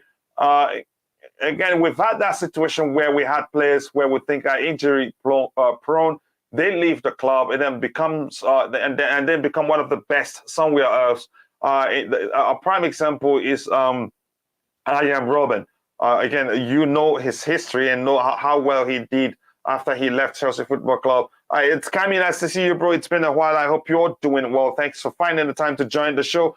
Guys, keep liking the video. We need just 38 more likes to get it to 100, and we can get that. We can get it done, again, only if you believe. If Kante and Jorginho leave, then we go all out for Rice. If the manager wants him, let's go for him. But do I like Rice as a player? No. Again, that's me. If the manager wants him, who am I to blow against the wind? The coolest Chelsea says, hit the like button, people, and subscribe to the channel. If you haven't, also go check out the coolest Chelsea YouTube channel. Bro, do share the links to your channel by yourself. So I'll talk less of that. Thank you, Roger. I can't thank you enough for being part of this again. Show. Roger, who else would you like us? Let's look at Koulibaly's numbers yesterday and talk about him again. Then we'll get into the rating aspect of the whole thing. Here we have, again, we rated our own way. For me, let's see, Koulibaly yesterday, he played 90 minutes, total shots, 1 shot. Accurate passes, 72 out of 80, that's 80%. That's not bad. Again, his passes, again, the range, wow. Even from the back line to someone on the flank, close to the final third, it was just brilliant to see yesterday. Chances created 1, expected goals 0.08, expected assists 0.01, shot accuracy 0. Again, touches 93 touches, passes into the final third 5 from a defender, and that's just brilliant, and I love it. Accurate long balls 2 out of 7, poor in that aspect. Tackles 1, 4 out of 5, 80%. That's brilliant. Clearances 4, head clearance 1, interceptions 1, recoveries 8, ground duels 1, 5 over 5, 100. Wow. Area duels 1, 4 over 5, 80%. So again, and some people still think he was shaky. I didn't think that was a shaky performance at all. Yeah, to me, you could say that's the most comfortable I've seen him on a Chelsea shirt. Your thoughts? That was his best game by far. I thought he was very solid. True, weren't exactly playing Real Madrid, but I thought he looked exceptionally solid. I don't remember him having too many 2 out of 7 wayward passes. I don't remember that, but I'll have to watch the game again. But I thought he looked incredibly strong. Yeah, and 5 out of 5, ground tackles. Yeah, that's what I thought. I thought he was solid. I thought both of our CBs were solid back there. I really did.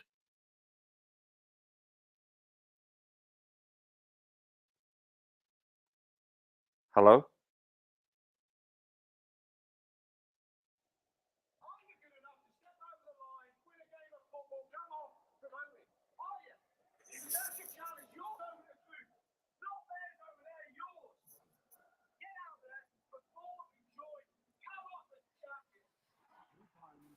Sorry, I said again, Ty. I didn't know my mic was on mute, and I was going.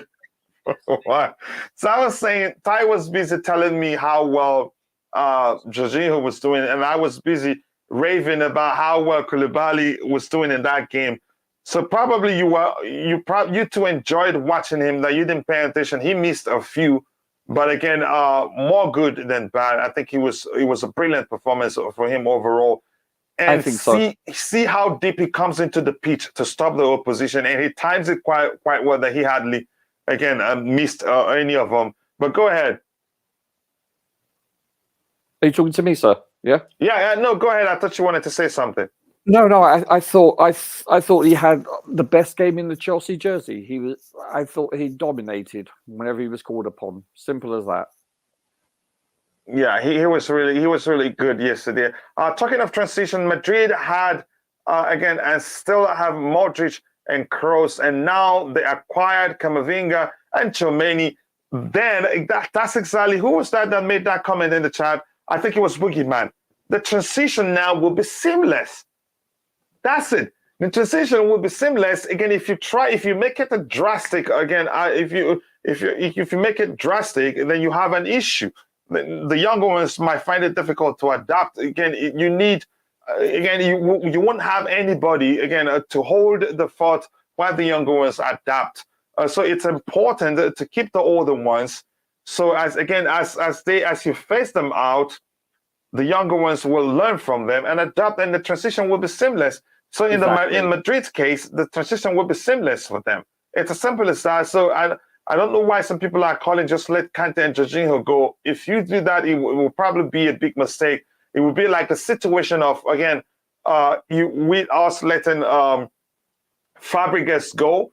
And then only to find out we actually don't have anybody close to capable of doing what he was doing for us. It's something that's letting Juan Mata go, something that's letting, who was again, letting Pedro leave, and then we find out the hard way, they were actually, we didn't sign the right replacements for them, the so-called replacements for them. So again, you have to be cautious. But if you have those experienced heads around, and if those younger ones and doing well, you still have the older ones, experienced heads, to still be again available to get the job done while the younger ones adapt. So the transition period shouldn't be drastic. Unfortunately for us, if we don't renew Jorginho's contract, he gets to leave on a free. So don't worry yourself too much about Jorginho staying. Again, his contract is running down. Come on, all in here who haven't subbed to the Coolest Cells channel, sign up. Go check out his channel, be sure to subscribe, and let him know I sent you, so that when I go to South Africa anytime, any day, again, he supplied me with the commodity beer. I've heard the music. I haven't tested it. Coachella, you're muted. Yeah, exactly. I didn't know that. Tomorrow is my birthday. Again, I want Chelsea to beat AC Milan. Again, a happy birthday in advance, and hopefully I'll remember to say something about it here tomorrow. I have, again, a feeling Zakaria will play at AC Milan in the AC Milan game. We'll see. Again, I was muted and I didn't know. But that's, by the way, it says Koulibaly was solid. Again, the back line barely put the foot wrong. They were perfect. And again, but there was a time you could argue it was Gallagher that saved us. I don't know if anybody on the panel remember that. I remember that. Yeah, it was Gallagher that saved us. But that's, by the way, Koulibaly turned up against AC Milan and was very well. Again, I think his time has come. Jorginho should go. Ismail Musa, again, if you haven't liked the video, right now we need just 34 more likes to get it to 100. If you haven't, please take a second to like the video and also do subscribe to the channel. Tobago, I'm going to get your thoughts, then we'll go straight to rating the players. Again, your thoughts and the game overall. Who stood out for you? Kona Galaga. Yeah, I have to say he played quite well. But go ahead. Yeah. What's your thoughts? First of all, I would like to tell all the Chelsea fans, stop overreacting. After people saw that lineup yesterday, they were crying, "Oh, what is Grandpa doing? We're bottling this, charity FC, blah, blah, blah." Trust the process. Remember, we are playing a lot of games in October, so the players need to be rested. You can overuse them. So, but to be honest, can you tell me, really, weren't you concerned about the number of changes? To be honest, I was concerned about who will score for us. Maybe I wanted Broja to start, but I was not concerned about number of changes. Really? Yes. I've did a space yesterday before the game, and I've told people the same thing. Like, I'm not concerned as long the players knows their role, because Grandpa won't put those players before telling them you need to do 1, 2, 3, 4, 5. So I felt like maybe Grandpa is trusting those boys, and then they did an excellent job. But again, I'll always say this until we get it right: we need to be clinical, because we created a lot of chances before that Havertz goal. and then Kai Havertz in the second half, he should have scored another goal. He robbed the Conor Gallagher assist. But again, overall, I'm happy with the performance. 3 points, 3 goals, clean sheet, and I'm happy for Broja. He's got his first senior goal. Hopefully, he'll get 2,000 more. Yeah. So, guys, Honestly, I'm happy. Only. Overall, it was an enjoyable performance, but really, I was concerned about the amount of changes. I was thinking it was going to be one of those games where we see a disjointed performance, lack of cohesion due to, again, too many changes again. But that didn't happen. So thank goodness it didn't. And like I said, the biggest lesson I learned yesterday was just to trust Graham Potter. He knows what he's doing. And believe me, again, correct me if I'm wrong. I want to ask you this again, Roger.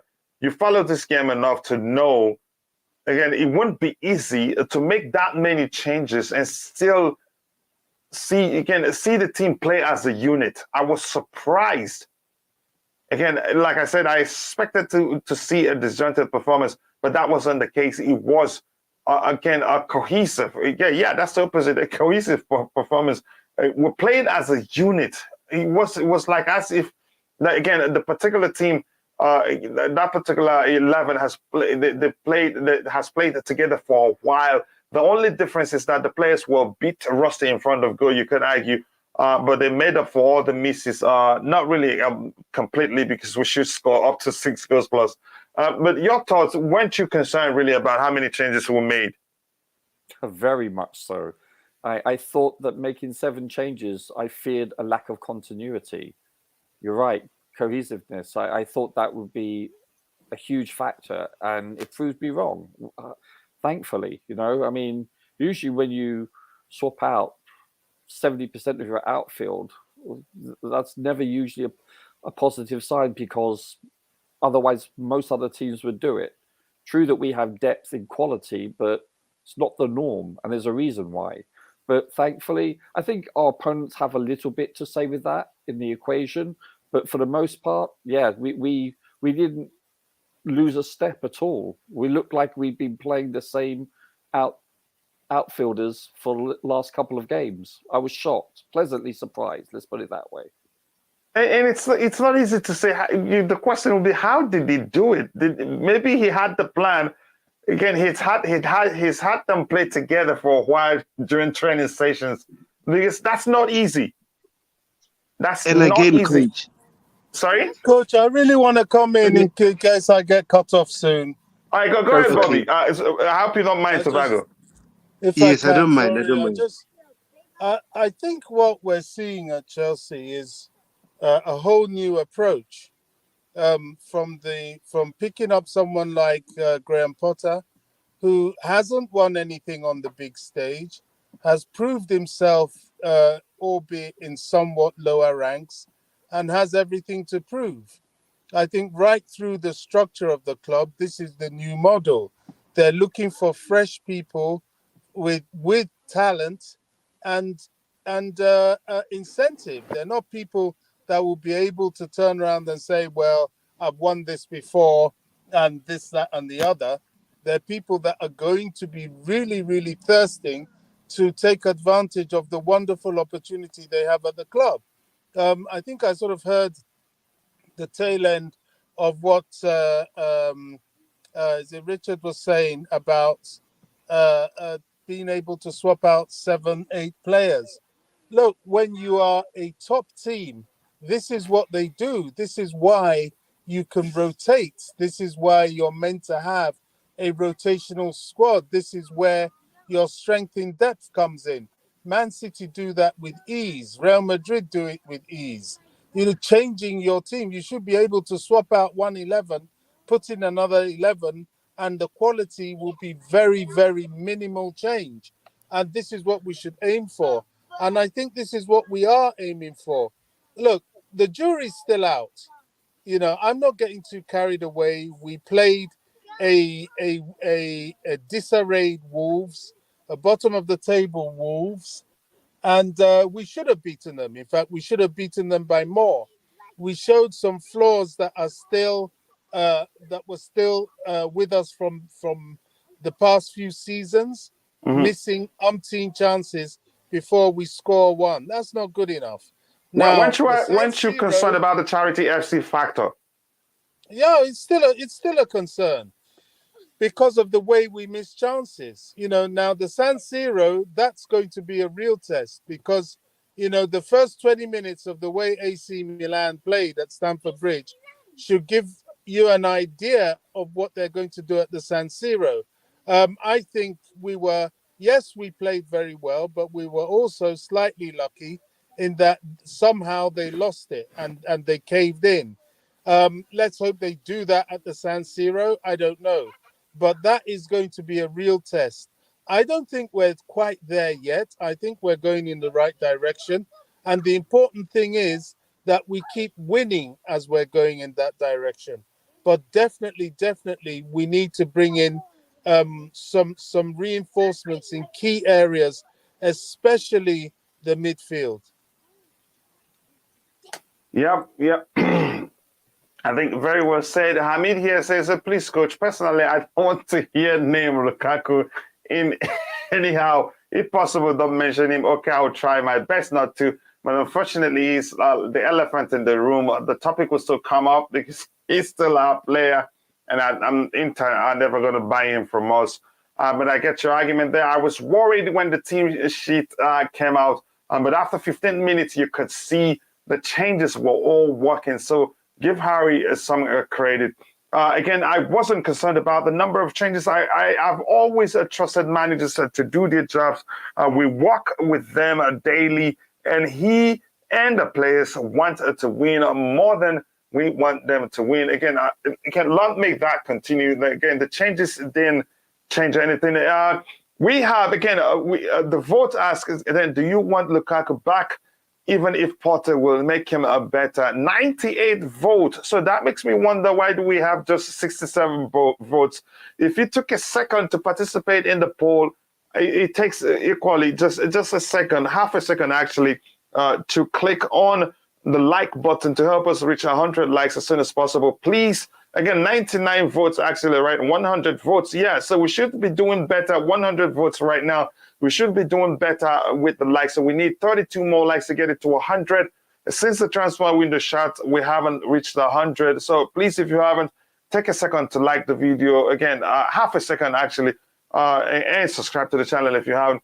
Again, yeah, that was a brilliant contribution there from Bobby as usual. So, Tobago, anything else you want to say so we can go into the rating proper, because we don't have too much time left, so we can get it completed. Okay, I just wanted to talk about the formation. Oh man, Grandpa. Man, we used so many formations yesterday. Man, hopefully Grandpa will be the man. Will be then another Alex Ferguson of Chelsea. We just pray, because he's so good. He's flexible with formation, just like what Thomas Tuchel did at Chelsea. Flexible with formations during a game. Oh man, I love hybrid approach. It started of opposition managers. Exactly. Yeah. Have we looked at Conor Gallagher's statistics? Have we really? No. Okay, let's look at his own before we go into the ratings. Anybody else you want us to look at? Again, let's do that. Conor Gallagher, age 22. Again, he played. FOTMob rated him. Again, the app I'm using is called FOTMob. I have the desktop version app. It is for free. You can get it on Huawei products, Apple products, and Android products. Again, it's only fair that I give them credit because I'm using their apps. And again, you should download it or follow every other game that's going on anywhere in the whole world. Plus, you get, again, all statistics, detailed statistics. It's very intuitive too. Game events as they happen, you get alerts and updates. He played, again, Gallagher played 86 minutes, goals, none, assists, 0, total shots, 2. Again, chances created, 3. That's not easy. Accurate passes, let me get out to that again. 40 of 48, which is 83%. That's not bad. Expected goals or XGs, if you prefer, 0.15. Expected assists, again, 0.41. Forget, I don't know if you like the fantasy points. There you go. You have it there. Shot accuracy. Yeah, because 2 shots, he missed them both. Touches, 72 touches. Successful dribbles, 0 out of 1. Passes into the final third, 1. Accurate crosses, 3 out of 7. Accurate long balls, okay, 0%. Corners 4, dispossessed twice. Tackles 1, 4 out of 5, 80%. I knew before time he's a good tackler. Clearances 2, headed clearance 2, interceptions 2, recoveries 10, duels 6 out of 11, 55%. That's not bad at all. Let's see again. What else do we have here? Aerial duels 1, 0 out of 1. Was fouled 1 time, fouls committed twice. I think again, as much as the numbers again make it sounds like it looks again he played badly. I think he did quite well yesterday. I think if he continues to play in that position, we'd still see more and more of him. And I think he has. We all know he has an eye for goal. For goals, I think he gets us more goal in that aspect. Even creates chances. He looked, settled in that position again than he looked when played deeper or as one of the 2 6s or a hybrid of 6 and 8. So again, your thoughts on Conor Gallagher? Let me start with you, Bobby, since there's a chance you leave us soon.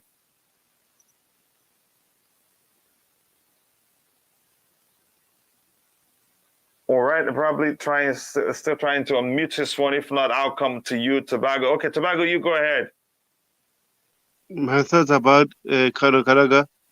Yeah, he was the first person you mentioned, actually. But his overall performance, if you want to talk about him, so we can go into the ratings soon. Yeah, I think Conor Gallagher played well yesterday, and then hopefully when he get another chance, he can continue on what he's trying to do. Hopefully he'll add more goals and assists. Yeah, I hope so. I know he most definitely get us more goals.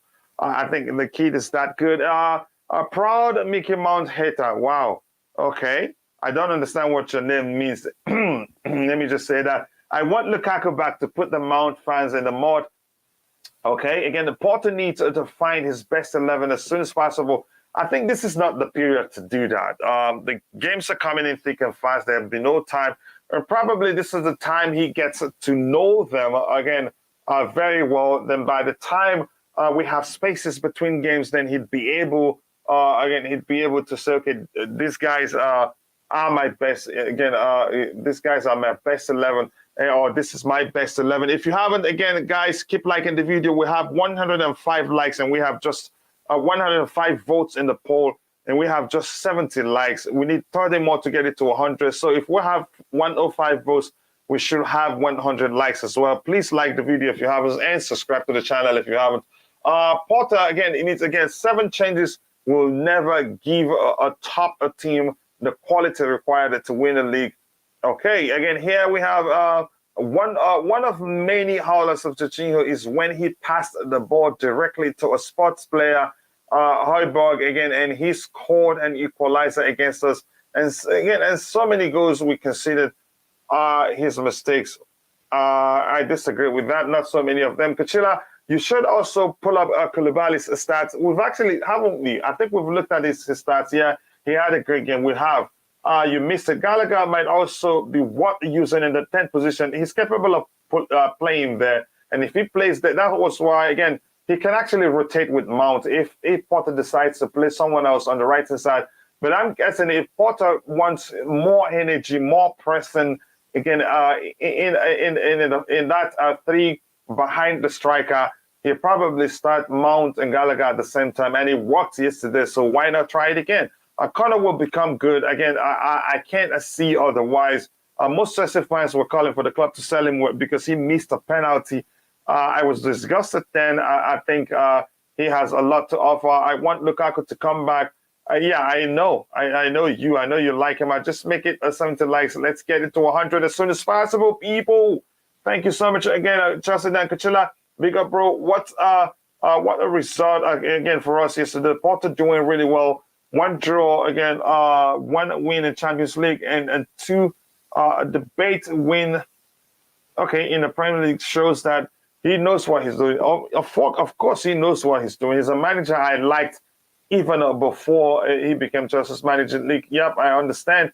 That was what you meant. Let me see anything else here. Okay, anything else here? Anything else here? Nothing else to address here. Yesterday's game, Porter have showed us he can change the tactics to suit the players. You have again not forcing them to suit your system. And again, you could argue that.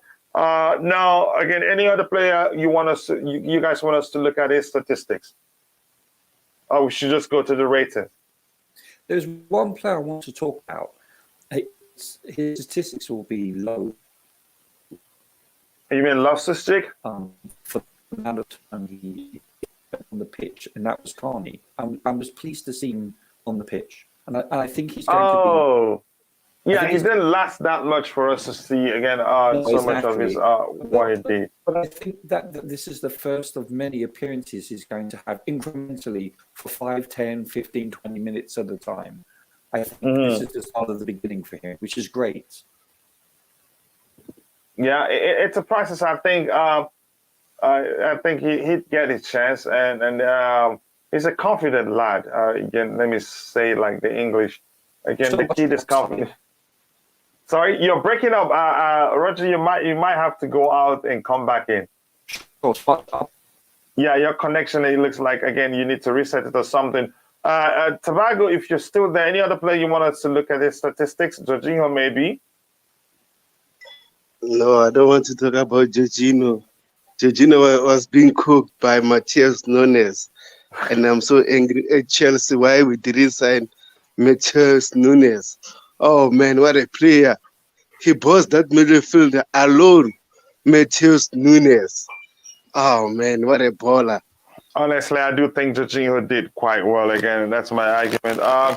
If you haven't, again, guys, we need this 28 more likes to get it to 100 likes. Let's get it done. Let's see what we do here. Let's start the rating process again because we have less than, we don't have too much time to go. Let's start again. I haven't added this guy's name. What am I thinking? Again, a lot of haters would say, Mendy. So your rating for Kepa Arrizabalaga. Tobago, let me start with you. Kepa played well yesterday, but he did one silly mistake, and then Wolves should have scored there. So I'll give him a 7. You give him a 7, right? That was what you said. Yeah. Yes. Okay, Roger, how about you? Probably still resetting his connection. Sorry? I'll give him an 8. Okay, an 8 for Kepa Arrizabalaga. Let me see, maybe 7. Let me add 7.5 to 8 to make the option 7.5. And an 8 for Kepa Arrizabalaga. For me, he did quite well. Again, he's not perfect. He's human. Again, every now and then. But again, what becomes an issue is if the mistakes become constant. If he keeps averaging a single mistake again per game, then I start calling for him to be dropped, just like I did when Mendy was underperforming again. But Thomas Tuchel didn't seem to care that much. Armando Broja stats again. Let's see if we're able to pull that up. Let's look at his statistics. How well he did. How long did he stay on the pitch actually? Let me see. I'd have to refresh it before it'd be able to show properly. Yeah, for me, Kepa around 7.5 to 8, but let's see what happens there. Let me see a Broja. Let me find Broja so we can rate him. Give me a second. Armando Broja. Let's see if they did one for him. That would be brilliant. Okay. Again, 21 years old. Minutes played. How many minutes did he play? It's not saying that. He came in. What time did he come in? I think 72nd or 73rd. Okay. Minutes played just 18 minutes. So around 75th minutes or so. He played 18 minutes. Goals 1 minute. Assists 0. Total shots 1. That should be 100%. Accurate passes 1 of 250%. Chances created 0. Expected goals 0.07. Expected goals on target 0.55. Wow, that's close to 1. Attack shot accuracy 100% because it's 1 and he gets a goal. Touches 3. Again, that's a good overall stats. Who else came on that we should check there? Anyone else come on? Carney. Let's see what he does. We can actually look at it. Kovacic's stats will be good. Carney is just 18 years old. Minutes played just 4 minutes. Accurate passes 1/1. Forget the penalties, but touches 3. Passes into the final third 1. So that's not bad for him. Just quickly, Kova. Let's take a look at Kova's numbers. We'll move on. Rating 6.8. Age 28. Minutes played 24 minutes. Assists 1. Accurate passes 13 out of 14. 93%. I'm not surprised. Chances created 1, which was the one that Broja put away. Attack touches 18. Passes into the final third 1. Dispossessed 1 time. Recoveries 1. Dribbled past 1. Anything else here? I think overall it's good. Ground duels 1. 0 out of what? Let me see that one. 0 out of 2, 0%. But overall, the assist alone was just a brilliant assist overall. So I give it to him. Let's get into the ratings so we can get it done as soon as possible and not get stuck. 72 likes, people. We can do better than that. If you haven't, we need just 28 more likes to get it to 100. Please, let's make that happen.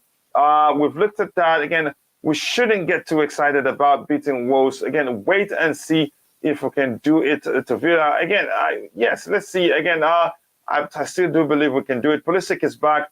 Where are those asking Chelsea to sell him? I don't want to get into the argument again. I wanted Chelsea to sell him had Thomas Tuchel remained Chelsea manager because history showed he doesn't see him as a starter. So I would have loved him to leave had Thomas Tuchel stayed. Pulisic had a game similar to how Aubameyang has played the past 2 games, so nothing spectacular, but he the important part of giving us a goal. That's the thing. Again, he's done well. He came on the other time, got an assist, started this game, scored a goal, had 1 brilliant attempt saved, missed 2 chances or 3, but that's fine. Again, you could say he's a bit rusty maybe. Tuchel playing him wing back, yeah, and that will still happen under Graham Potter if you don't know. Because Potter does that too. So let me see what those in the chat says about Kepa Arrizabalaga. 56%, 60% thinks he should get a rating of 7.5. I'll go with 7.5. Again, people, let's try to get it to 100 before the show ends. If you haven't, please do like the video and subscribe to the channel if you haven't. Tobago, how about Chalobah? Your rating for Chalobah? Quickly, let me find out what those in the chat. Thanks. Trevor Chalobah, he played well, so I'm gonna give him a 9. Wow, yeah, I think he deserves a 9, but let's see what people in the chat. Thanks. 8. I'll go. Let me just start. Yeah, 8, 8.5. 8.5, 9 again. 1 more. Let me just add 9.5 to his. Again, he was near immaculate. I'm just saying near because nobody is perfect. He didn't put a foot wrong. He didn't try to be too fancy about it. He kept it simple. And again, just defend. That was what he did yesterday. Your thoughts, again, your rating for Trevor Chalobah, Roger? I give him an 8. I thought it was very. To me, 8 is very, very high. By the way, it's it all depends on how you calibrate. 1 through 10. I thought exceptionally solid. When I give an 8, it's like it's not low. It's very, very high.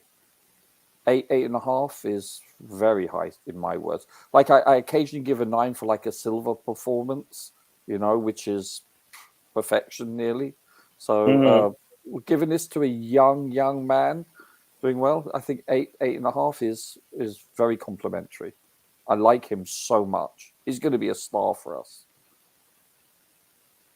Yeah, I think an 8 is a good rating for him. He was again, like I said, he didn't try to do too much. Again, he kept He it played within the simple. confines, of parameters. Yeah, go He ahead. did very well. He played within the parameters, the confines of what he was told to do, and he did it very well. He looked confident. He looked reassured. He read the game well. He tackled well. I was very pleased with him. Excellent. Yeah, he did quite well. Again, proud Mickey Mouse hitter. No, I didn't think he started as a wing back. No, he started as a winger. His natural the position he prefers to play in. I think he did quite well yesterday. And people in the chat, I think 8-2. So let's go quickly to Koulibaly again. KK. I think it was a good performance from him overall. For me, I'd rate him. I rate him an 8-2 or at least 7.5. But while I'm still with you, Roger, you're rating for Koulibaly. Between an 8.5, somewhere around there. I give him maybe a little bit more. I thought he read the game perfectly. I give him an 8.5. It was solid. How about you, Tobago Koulibaly? What do you think? And 8.5 too also. What a player, what a performance by Koulibaly. Exactly. And some people surprisingly still thinks he was shaky. What game were they watching? No, he needed to adapt to the Premier League, so I think it's getting there. So I think he read the 4 game years very time, well. Yeah, in 4 years' time he'll acclimate. I think. Yeah, I agree. Give him a 2. Why don't you? Come on. What game are you watching? Again. Tobago isn't arguing the same thing. He just saying no. He doesn't. Yeah. I know. It's you, coach. I blame you. Again, people can be crazy. Really, I just don't know. Or again, I just don't know what game they were watching. Some actually thought he was crap against. Was it Crystal Palace? What game was that? That he played in on the left-hand side. Is that where he got sent off? I think it was against AC Milan. Somebody said in the chat the other day said he was crap against AC Milan again. But that's by the way. Again, if you're watching, like the video, 27 more likes to get it to 100. Let me ask you this: while I'm still with you, your rating for Cucurella. I'm waiting for the chat. I think the chat they voted 60% thinks it's 8.5 for Koulibaly. But Roger, your rating for Cucurella. I think he was brilliant too yesterday. Yeah, he didn't stand out per se, but I think it's because of what he was told to do. I give him a 7.5. He did his job. He got his job. He got the job done. No, I'm not saying otherwise. No, I think he was probably told to play less forward than previously because he didn't seem to be going that high a lot of the time. But I give him a 7.5. And I love he was a bit conserved with his approach. Yeah, I agree with you. Which is good. It's fine. I think 7.5. Okay, let's see. Go ahead. You were saying something. But I think this whole context of grading these players, I think has a lot to do with the opposition also. But from what we did, you're right. We've been very charitable before, so we've done well. But 7.5 is good. All right. How about you, Tobago? I'm going to give Cucurella an 8. What a performance. I didn't see any mistake yesterday. He done his job very well. He's aggressive. Oh, man, what a player. Cucurella. Cucurella. Yeah, Cucurella, he did a very nice job yesterday. A professional job overall. He got his job done. Let's see what the chat thinks about why we wait for the chat to conclude on Cucurella rating. I'm not gonna start Roger with his boy Ruben. Let me start with 11. Let me start with you, Tobago. Your thoughts on Ruben Loftus-Cheek? I think he did a professional job yesterday, but I think you have to get to Azpilicueta first. Oh yeah, Azpilicueta, true. Again, look, let me start. I was excited to look for Roger's trouble. So let's start with Azpilicueta. Your thoughts? Azpilicueta yesterday, he was wearing a Regime's t-shirt because he was so good. For after so long watching Azpilicueta played so well for us, he was excellent. So I'm gonna, as my captain, I'm going to give him 10 out of 10 because he played very well without any mistake for the first time after so long. Wow, what a captain! He was like Ty was shouting. He's seeing that aspect that he knew 4 years ago. That was how good he was, creating chances, putting in delicious crosses in. And if had Aubameyang been on the pitch, you could say one of those would be goal. I have to say that because he's looked sharper in the last games he's played. He played. Your thoughts? What did you rate him?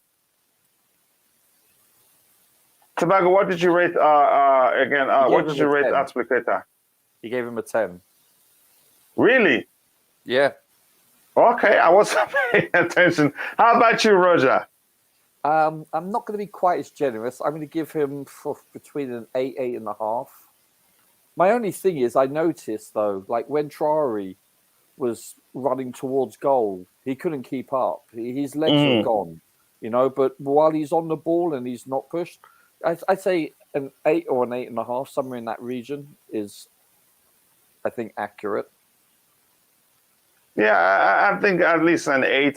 He deserves it. Again, quickly, I'm so happy Broja and Pulisic are getting their first goal again of the season. Again, more importantly for me, Broja opening this account, he deserves that. Again, he was close to scoring was it against Salzburg or what game? I don't remember exactly.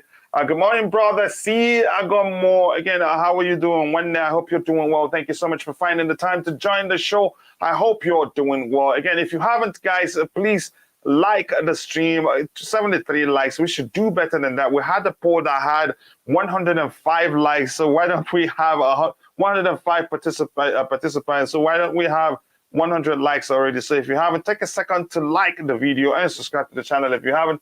Again, here, 9, again, damn it, that's... Again, the people see things differently. I'm trusting on Ziyech. I hope Ziyech's form will come back. I hope so. Potter is known to perform magic, but again, he's one player I really want to move on. Again, Chalobah an 8. Yep, 8.5. Chalobah got an 8. Yep, again, Chalobah 8, I think. Again, people think the same. Let me see. An 8 is a great rating for him. Yep, he did quite well. Chalobah 8.5 over 10. No, Thiago Silva, Chalobah 8.5 over 10. I think he did quite well.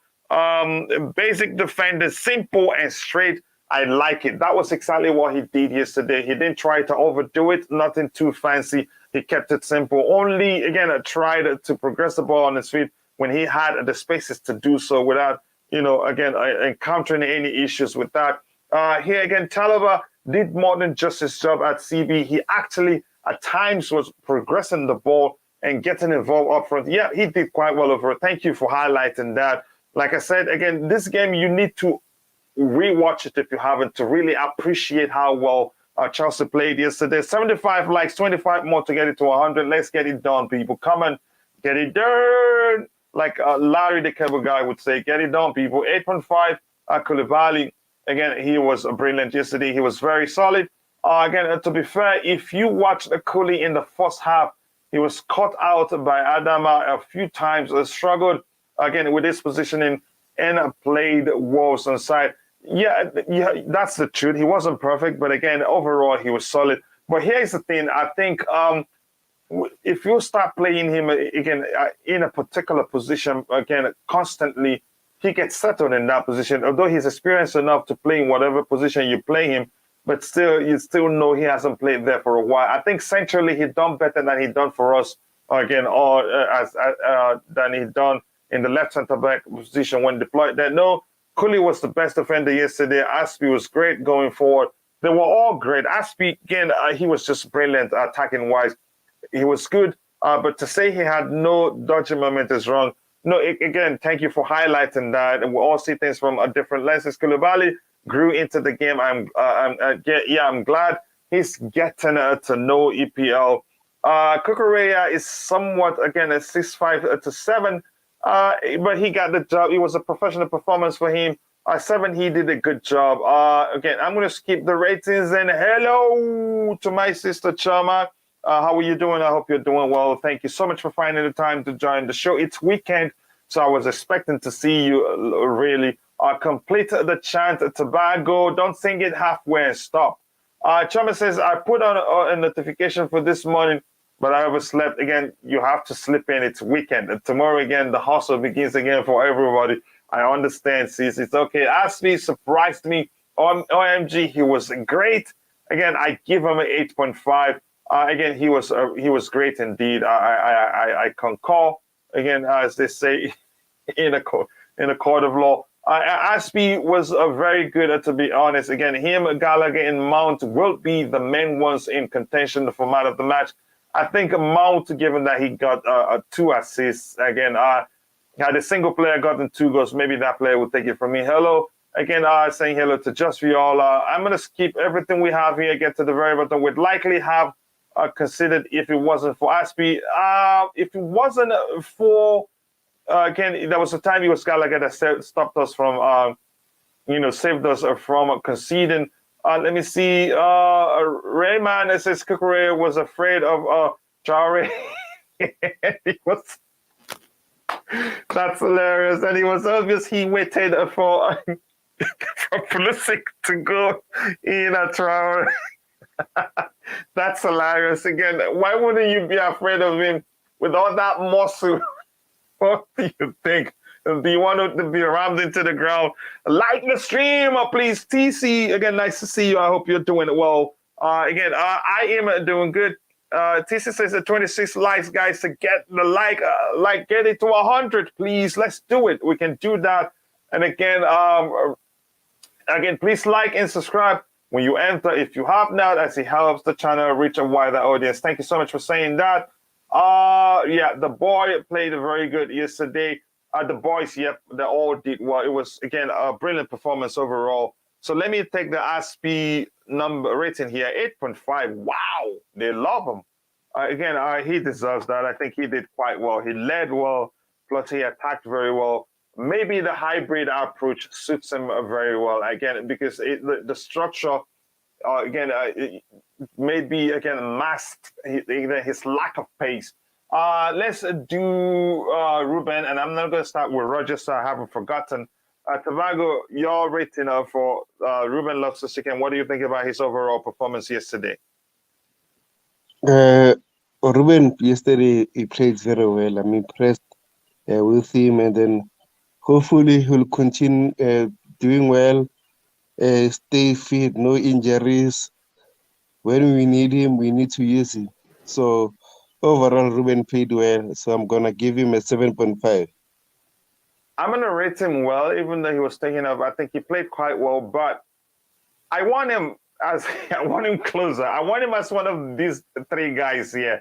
In the Gallagher position, not centrally maybe, on the right hand side, because he likes to hug the line very well. Again, I think we're wasting him, playing him deep here. No matter the application, I still think he'd do better if we play him again closer to the final third.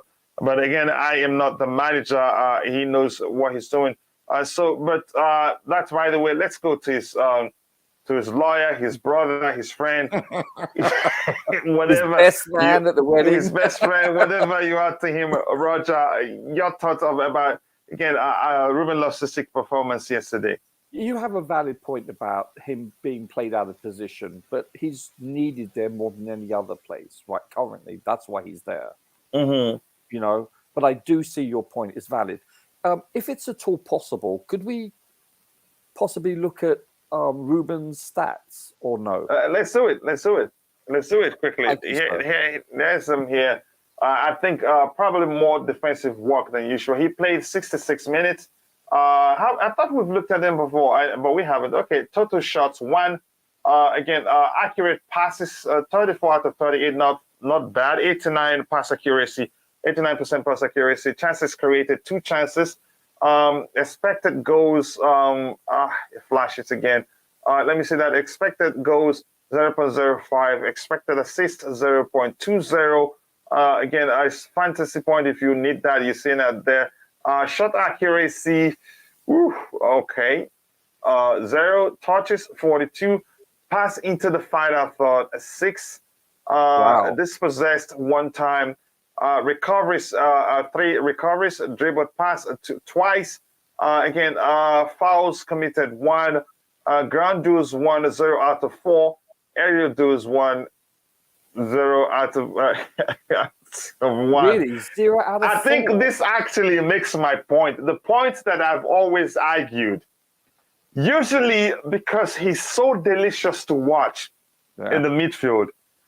The way he glides through the midfield, the way he keeps the ball on the carpet, the way he moves, his technical ability, the way he even trapping the ball alone looks so good that we don't look at the other aspect, which is important when you're playing in that position. Again, you could say maybe under Graham Potter, the priority isn't to protect the defense. He has other ways that he structures the team that, again, protecting the defense isn't an issue. Honestly, as you can see, that proves my point. We're wasting his talent playing him deeper. This guy can do better than any of the 8s we've had.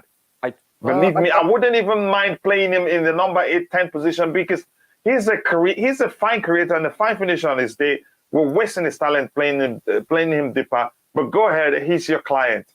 No, plus that's funny. Plus, he's got upper body strength in conjunction with that skill set, which is quite rare. To possess those abilities. I would give him.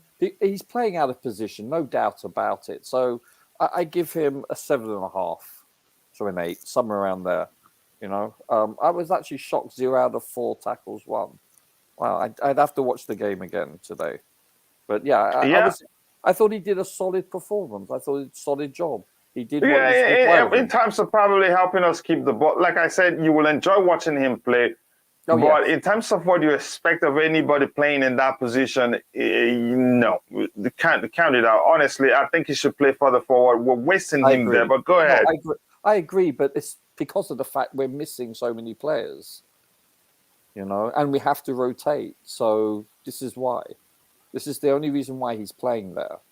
If Kante was healthy, etc., and Kova was fully fit, because Kova's not fully fit still, I don't believe.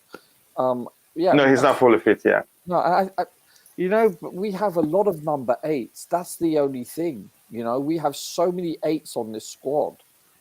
We have depth in that regard. I'm not sure. Listen, I rate him very highly. I do. Oh no, I don't know. I'm vague, aren't I? Very vague. But it's. Yeah, he like which game did he come on as a number 10? It was a week ago. Was it? I'm trying to think what game, and he looked amazing. And under Graham Potter, I think it's played closer to the final as in the wings, and he did brilliantly well. Got a couple of crosses into the box that the attackers didn't get to. But go ahead. Which game was that, Coach? I don't remember which one exactly, but I think he's come on for Graham Potter and played closer to final thought and did well. But go ahead. He did more than well. He looked outstanding. Yeah, he looked outstanding. I totally agree with you. But yeah, he's. I'm so glad we didn't sell him. I'm so glad. He didn't want to leave either. Yeah, I was under the impression that we would lose him and Broja for some reason. This is just my gut feeling. I thought we would lose him and possibly even Chalobah. If we can sell Tomori, I was thinking we're going to lose these youngsters. And I know he's 26 now or something. He's 26. He's not young, but he's not exactly a vetted vet, I think he's entering his prime in the next year or so. He's going to do great under Potter, I believe. I really do. Yeah, just quickly, let me catch up with the chat. I'll start with Jorginho rating. Lee says, I think maybe Harry is wanting him to learn and play that position more and more. I've learned, I think, from Glenn that, what's his name? That Graham Potter prefers to play with traditional CMs rather than traditional 6s, and that, again, whatever the structure it is, again, maybe that's the case because we've seen him play him. The combos he's used there doesn't just make sense. He hasn't at any time gone for any player that's defensively minded, and maybe spending more in the next 2 years, maybe. But I still think we're wasting his talent playing him deep there. Are we losing N'Golo Kante? The possibility is there, especially now that the club have played a few games without him and did quite well, you'd argue. So it'd be easy to let him go. And it doesn't look like he's happy. And the team photo, the recent team photo is the only photo I've ever seen N'Golo Kante not smiling. Go looking, go and check it. The last team photo that's taken a few days ago, I don't know when, is the only photo you see N'Golo Kante not smiling. Probably not happy, feels disrespected and all that. But again, players come, players go. Again, I really would want to, as much as I really want to the club, I would want the club to keep him. I recognize the fact that, again, it's not up to us. Whatever we think don't really matter. Old Havertz Kai Hart said the Broja is built for the Premier League. Need to give him more time. Again, in the starts. I think the process has been effective. You need to keep him hungry. You need to keep him hungry. You don't just throw him there and make him feel like, okay, you've arrived. Otherwise, he'd stop learning. Again, he'd get his chance. There are games he'd start. He'd probably cup games he'd be starting. And he will start a Premier League game at this period because the games are coming in thick and fast. But I think the integration approach has been seamless. It's working. Every time he comes in, you see him give his best. And again, this is a good start. Just like Gallagher came on the other time, scored a goal, and he got his chance. I think Broja will start a game soon, but I wouldn't do it in a way that he will lose the hunger to learn or to improve. Again, I'm patient. I can see balance in our team. Porter is doing a very good job. Again, I was a little wary yesterday when I saw the lineup. I was concerned, really, given how many changes were made. Usually, that on occasions under Thomas Tuchel, that has again many changes have led to us, witnessing a disjointed performance from the team. Okay, they are talking to each other. I'm just going to move on. Broja is really he is huge, he's powerful. And surprisingly, usually when you get big players like that, in most cases, they again, you can say they're usually not good technically. They usually rely on their power. But the kid is powerful, he's quick, he's good on the ball, he's a fine finisher. I think he's a complete player, and I wouldn't want Lukaku to come near my club. But unfortunately, we're stuck with him. I hope that doesn't happen. Why is Kante again? Why isn't Kante playing Kuchila? The truth is he's still returning. He just returned from injury. He started training with the team. Maybe Porter is just trying to be a bit cautious this time, not to rush him back, because you could argue the issues we've had with Kante is just rushing him back. The moment the slightest the moment we sense it that he's recovered even slightly like this, we'll rush him back and then end up sending him back to injury again. Excuse me. But that's my... Okay. As my people... Yeah, thank you. As my people will say, but that's, by the way, again, here, Liam Len says, please, again, like and subscribe when you enter. If you have not, as it helps the channel reach a wider audience. I'm laughing because this is I just caught Liam Len. He copied something and missed the P there. Okay, leads the channel and take it home. That's subscribe. It happens to all of us, but I like to again. We're humans after all. Again, that's hilarious there. Okay, lead the channel, lead it, take it home, subscribe when you get home. But again, you get what Liam Len is saying there. Please like and subscribe when you enter. If you haven't, again, I say helps the channel reach a wider audience. Again, bless you. Thank you very much. I appreciate that. Coming back to the panel, I'm sure the chat are ready with the rating for who was that again? For Ruben Loftus-Cheek, 7.5. 7.5 for him. That's really high. But that's, by the way, why I'm plugging that in. Roger, your rating for Jorginho? I think I give him a 7.5. I thought he did very well. Very well. Yeah, really. He was, again, I think he did quite well, even better than usual, I must say. Again, he looked like a different player. Sorry? he looked quite different in his approach. He was pinging the passes faster. It's not his normal self. So it's obviously he's playing differently. It was noticeable. And I liked it. Potter changed something to get the best out of him, and it worked. Yes. Yeah. Tobago, how about you? For the sake of peace, I'm gonna give him 7.5. 2. But who are you afraid of? Okay. Who are you afraid of? He's afraid of Bobby. Come on, admit it. No, I'm afraid of Matheus Nunes cooking Jorginho the whole game. Yeah, me too. They did really the whole game. Really, the whole game. Yes. Really, be fair. Every time Matheus Nunes have the ball, he passed Jorginho like Asian ball. A cone. That was how somebody said it in the chat. Yeah, that's funny.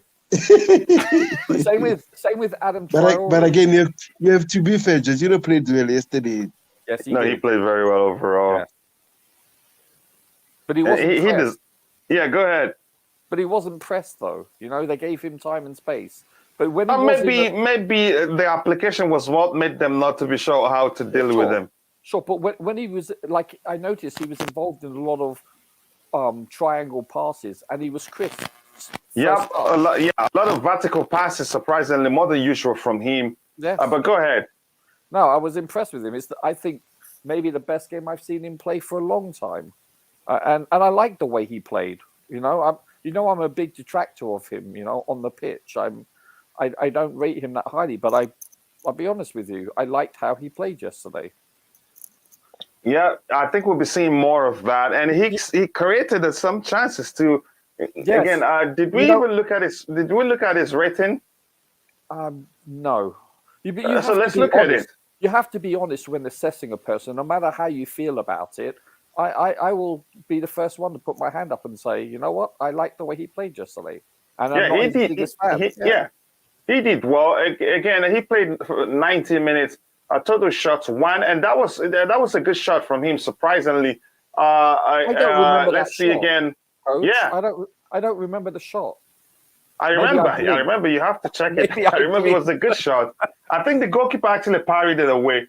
Accurate passes. Yeah, yes, something like that. I think. It.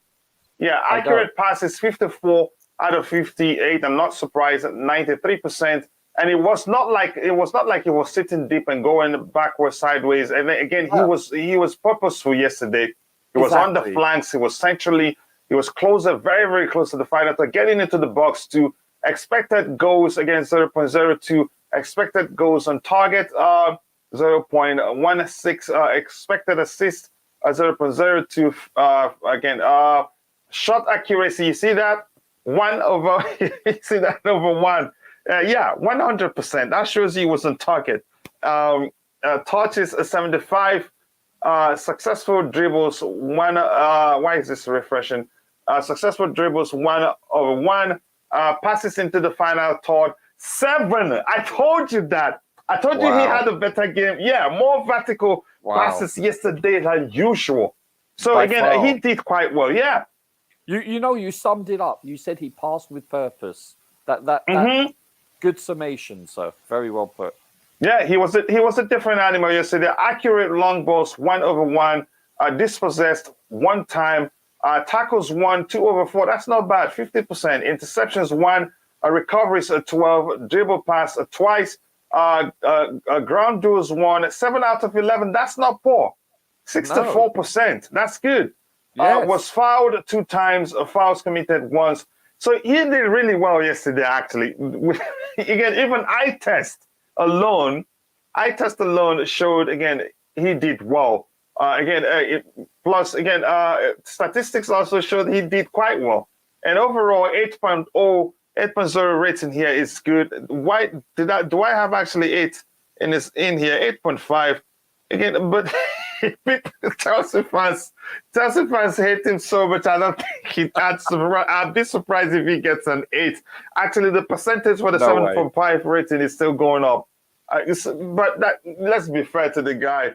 Again, you have to be fair. I have hit the tom, but what about you?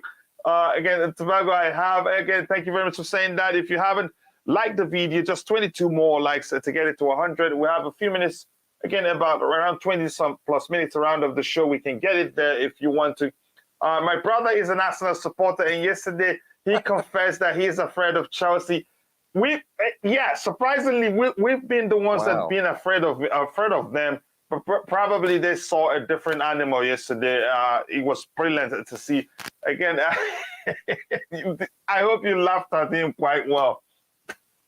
It was a good performance, and they have a tough task today. And I want to do a post-game show of the Arsenal game on a Soccer Perspective. Let me see what I have here again. Yeah, poor J5 indeed. Look at what they're doing to him. 7.5. I don't think he'd get an 8. Look at the name. Poor Mickey Mount hater. Oh man, some names. That's why I said I don't know the meaning of that name. Let's pretend.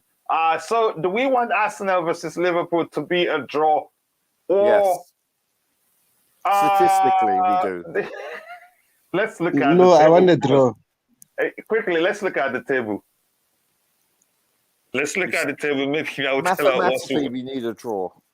No. The table will tell us what we really need here. Okay, Arsenal are second.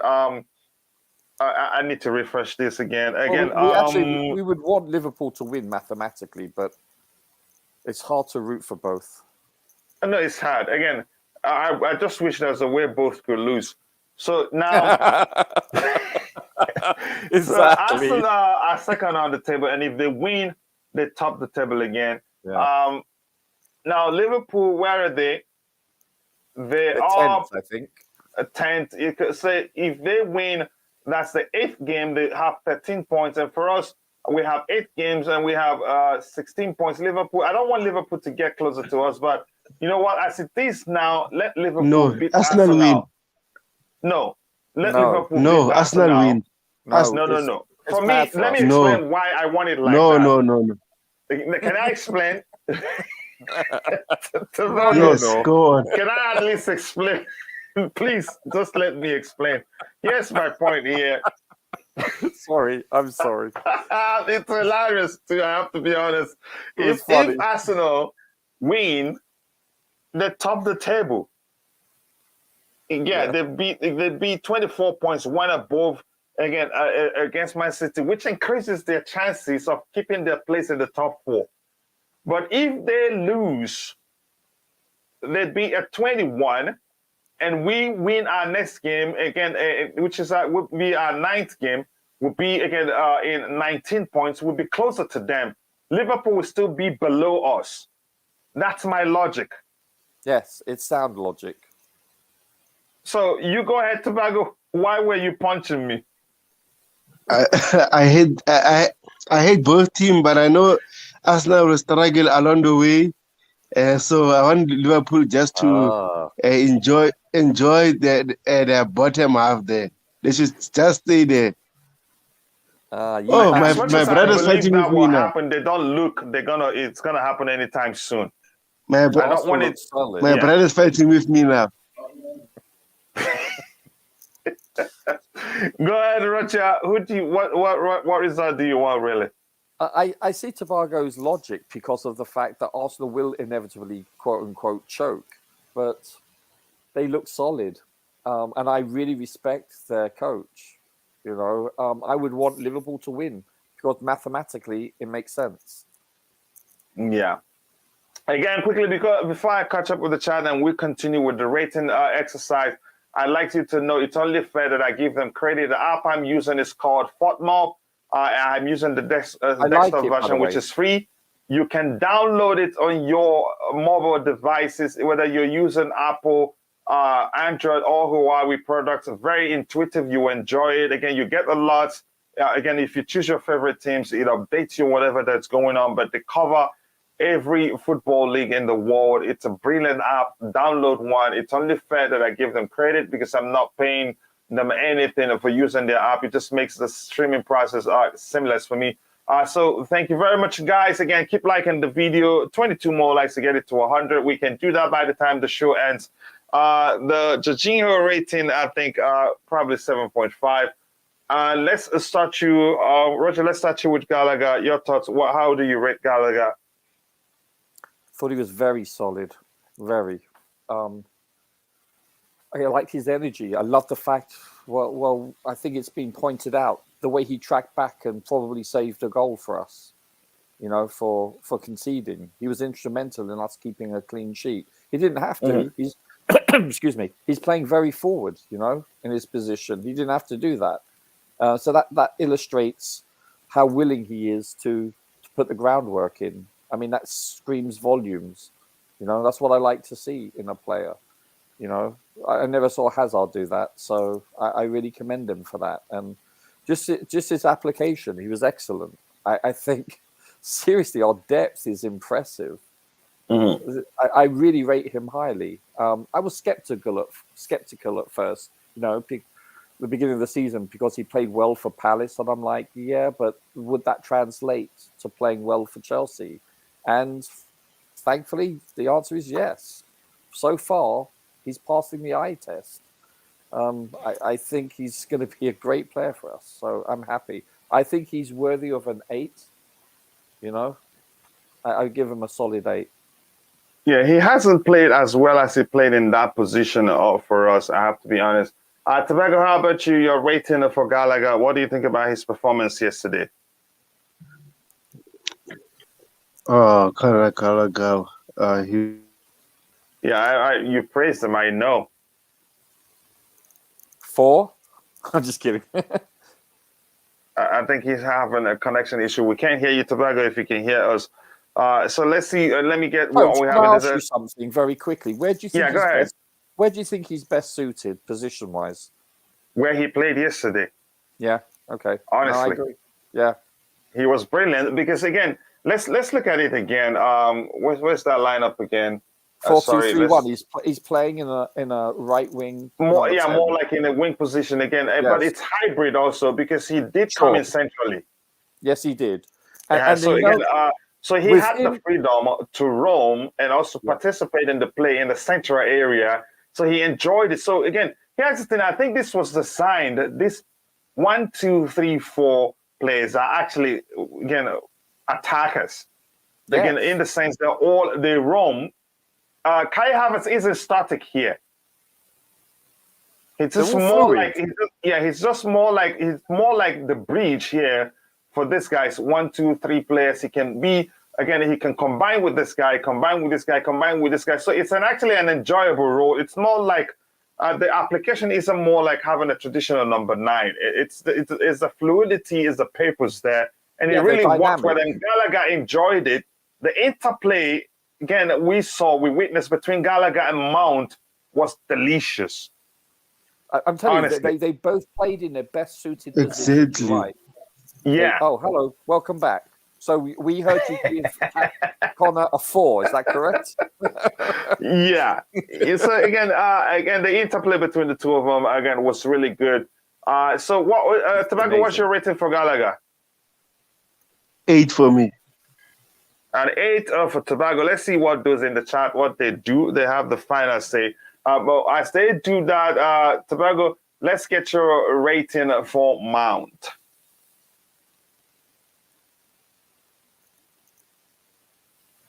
Okay, Tobago isn't rating now. Roger, how about Mount? Your rating for Mount? I think he silenced a lot of people yesterday. Yeah, I would give him an 8.5, maybe a 9. I mean, because both of his crosses or crosses and passes were, they were sublime. He did very well, not just because of the crosses, creating the chances, but I thought his overall performance from the first minute he stepped on the pitch and off, I thought he played exceptionally well. His industry was excellent. He was dynamic. Just 1 second. Give me a second. And he was aggressive. Okay, it's fine. Go ahead. And I like the fact he's playing with a chip on his shoulder. He's got a bit of polite petulance, if you know what I mean. He doesn't back down from anyone. He has that mentality. He's a bit of attitude. His tackling, I like that. Same with Connor. They're actually cut from the same cloth. Don't you think so? I think that's why I've always argued they can actually rotate Yes, for they each can. other. They Yeah. can, and they can also conversely play simultaneously in their respective roles that they played yesterday. In a number 10 behind the 9, and the Connor can play on the right wing. I think those roles are their best suited roles, in my opinion. And So- the chat thinks again he gets 8. But go ahead. Really, okay. I'm gonna give an 8.5. I think he's 8.5 to 9. I thought he stood out, but there were several players that stood out, but he was definitely, no one played better than him, I thought. Yeah, for me, I think it's 8.5. I'm going to override. I feel like overriding the chat this time. I'm serious. Because there's many proud Mickey Mount haters out there. Again, I'm going to override the chat this time. I'm pretty sure he gave got him a negative 8.5. integer. I'm pretty sure he got some negative integers there. Oh my goodness! I think he did well enough to 2 assists isn't easy. Plus his overall performance again was good. I'm not gonna lie. How about Christian Pulisic? Let me get what we have in the chat a bit. I'll come back. J5 actually having a shot at goal, and it wasn't even. I like this guy really, and it wasn't even a penalty. Yeah, that's surprisingly. That's funny. I have to give him a 10 over 10 for that. Yeah, I get it. Jorginho did very good yesterday. He needed to limit his back passes. And you saw that he barely did one yesterday, actually. Everything, again, he was more progressive than passing the ball forward. Georgie had a shot on target, and everybody's having a chuckle out of that. It's okay. I think it'd be harsh to rate anyone below a 7 for yesterday. Yep, they all. I like your judgment, man. They all did quite well. No, Liverpool should win, no draw. Exactly, that's what I think. They should win to the task enough from topping the table. Plus, Liverpool will still be below us if that happens. I dubbed Liverpool winner today, but I prefer them winning it. Again, here's the thing: Arsenal. Liverpool, you'd always get a chance against them because they play a very, very, very risky high line. The question is, when you get those chances, put them away because they're good. they score a lot of goals. Even if you score 3 goals thinking you've won it, they're capable of scoring 4. So again, and Arsenal are equipped enough to score again against them. And if Arsenal scores for us, you can say it's finished because Liverpool will still risk everything to get an equalizing goal, and Arsenal will get to score more again. So it's difficult to tell what really will happen in that game until it's done. I don't want Arsenal to win and go back to top, but I want Liverpool to lose. Okay.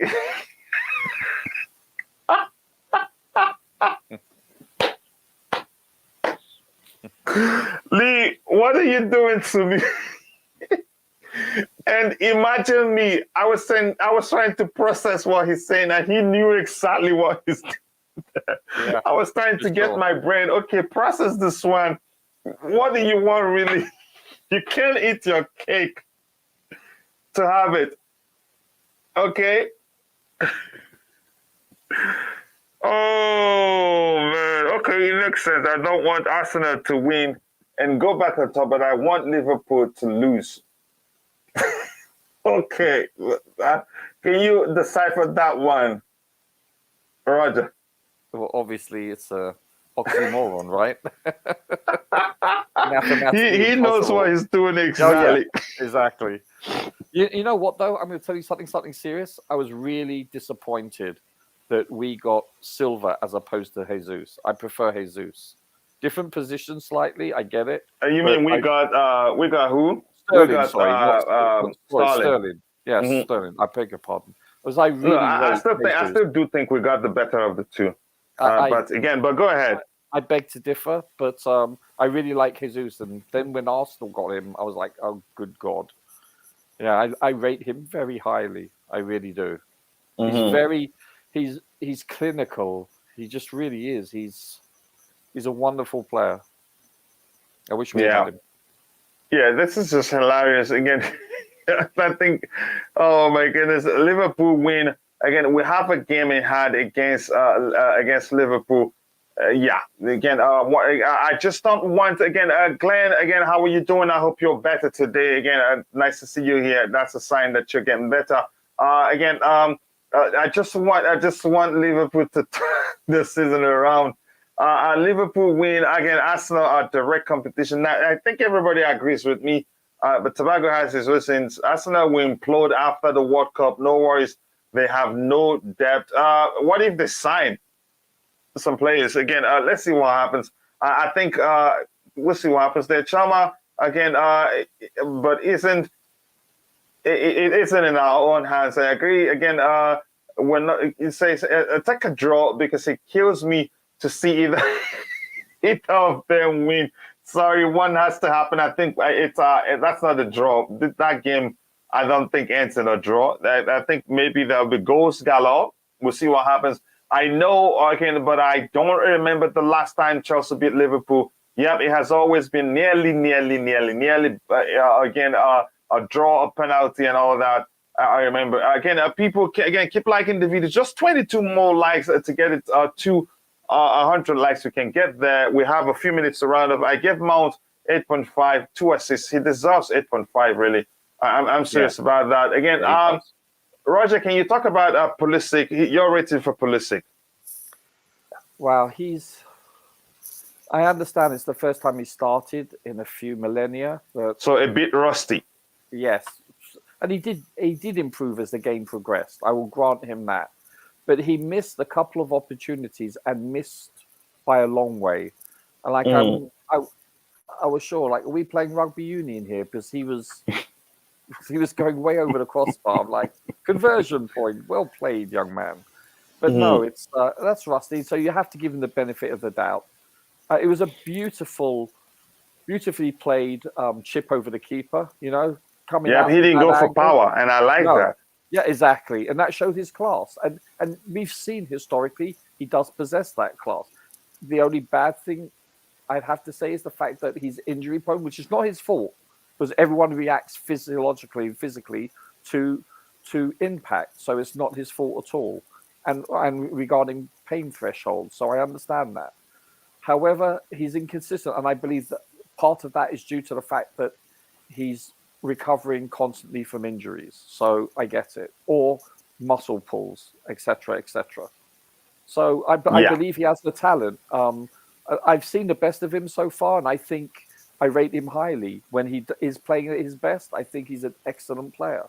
He's a good player. He's worthy of a starting position for Chelsea. I really believe that. Him at his best and Sterling at his best, I'd rather take Pulisic. I'll be honest with you. Different kind of players completely. I get that. So it's hard to compare. But as I said, at his best, I was really impressed with him. My grade for him would be an 8. I wouldn't go any higher because of the missed opportunities. But I believe had he had a game prior to this, I think he would have probably buried one more chance at least. So that's why I feel sorry for him in that regard, because it's not his fault that he hasn't started that many in this grading system.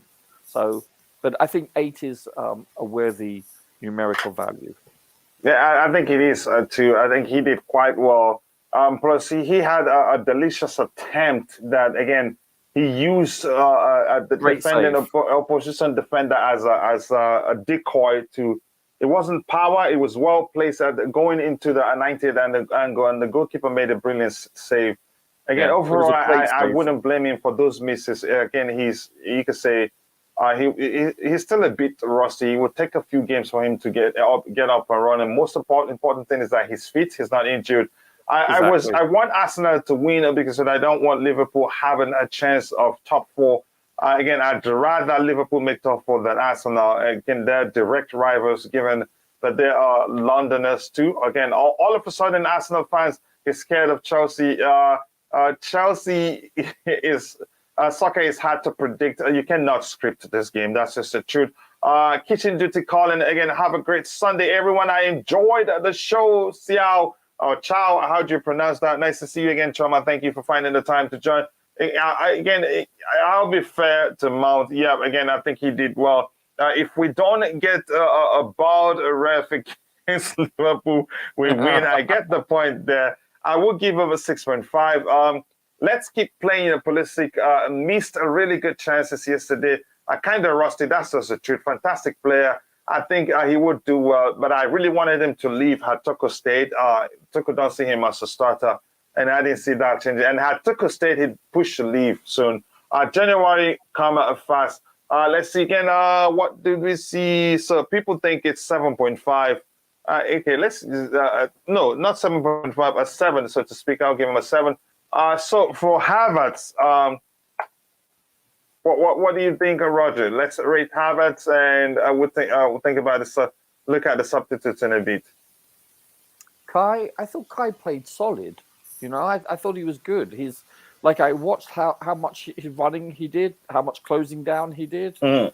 You know, it's not what you do with the ball. Also, it's what you do without the ball, and you press from the front. And I think he does that very well. He's willing to put in the miles. He's technically great. He scored a goal. It was a beautiful goal too. No, I give him an 8. I was really pleased with him. I like him a lot. I rate him very highly. He's going to be don't forget, what is he, 23, I think? He's very young. He has not even reached his prime. As basically, I'm saying that with most of our players. This is a very young squad most of the time. You have to take that into account. You know, we're expecting so much from these players that haven't even reached their peak yet. So that's something that we seriously need to take into account. I cannot stress that enough. But usually Chelsea fans don't. But go ahead. No, but you have to look at it logically, you know. But yeah, I think he's a silky German, as that song denotes, you know. Yeah, and I think he'd be here for a while. Again, I don't want to sell him. Oh, yep. Bite your tongue, sir. Sorry? Bite it. Bite your tongue, sir. I don't want him to sell it either. You know? I don't, really. I don't. I think he'd be here for a while. I hope so. But let's see what happens there. I've asked the chat why they do that. I'm going to plug in the substitute players. Let's see, rate them too. We need this guy here, not that guy. This one here is what we need. But man, if you haven't rewatched that game, I think you need to. Kovacic came in for Loftus-Cheek in the 66th minute. So here, substitute Kovacic.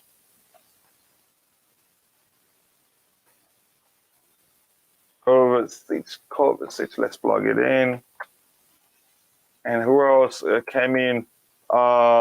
James came in for Christian Pulisic, 72nd minute. But he didn't play there, though. It's just me. I think the formation changed. Yes, it did. Mm-hmm. Broja came in for Mount, 72nd minute.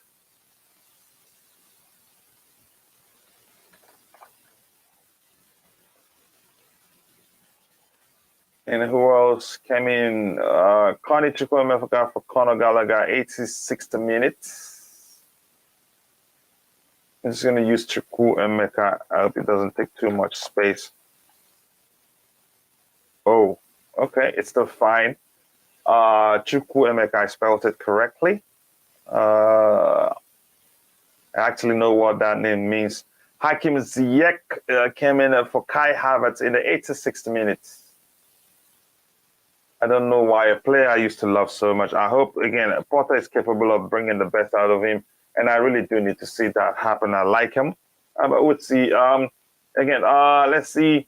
Tank, again, that Kai header, it was delicious. Again, it was with intent. Some people think it was a fluke goal. It wasn't a fluke, honestly.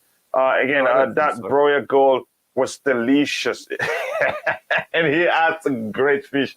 What I liked the most about the goal, it wasn't about power, it was placement. I like that in players, again, that don't go for power. Usually once you're closer that much, placement can beat power anytime, any day. They need to play your brother, Chukwuemeka, my brother indeed. I'd like to see my oneness start. Again, Roger, you were saying something. Yeah, the fact that that when the pass was made, he was checking along the line and he kept on side. For a 21-year-old, that shows remarkable restraint. I thought he did so well, just even keeping it on side. And then to turn and to actually, it was a very how shall I put it? Create the space for him, and that wasn't too much space. Actually, slightest of turns he got. But go ahead, he utilizes it to the maximum. Go ahead. Yeah, and the pass was wow. Come on, that pass was stunning. It was just a beautiful goal from inception to completion. From my cousin Kovacic, right? Yeah, amazing player. That was his assist, right? It was Kovacic's assist. Yes. What a pass! It was a beautiful pass, really. Yeah. I'm going to start him. Go ahead. You were saying something. Yeah, I rate Kova very highly. From the first minutes that we got him on loan, I was really impressed with him. You know? Most people weren't sure then. Really, I liked him from day one. Yeah. That was a time again. Even after we made him a permanent deal, some people were starting to complain we should just let him go. Really, but I wasn't. Yeah, again, I followed the story quite well. Again, a lot of people wasn't sure whether to keep him or not. But I think he's very technical. He's technical. My only downfall with Kova is that he doesn't score enough goals, and when he attempts to, he doesn't look comfortable shooting on goal. That's my only. If he can create chances, so again, you could say in our team overall,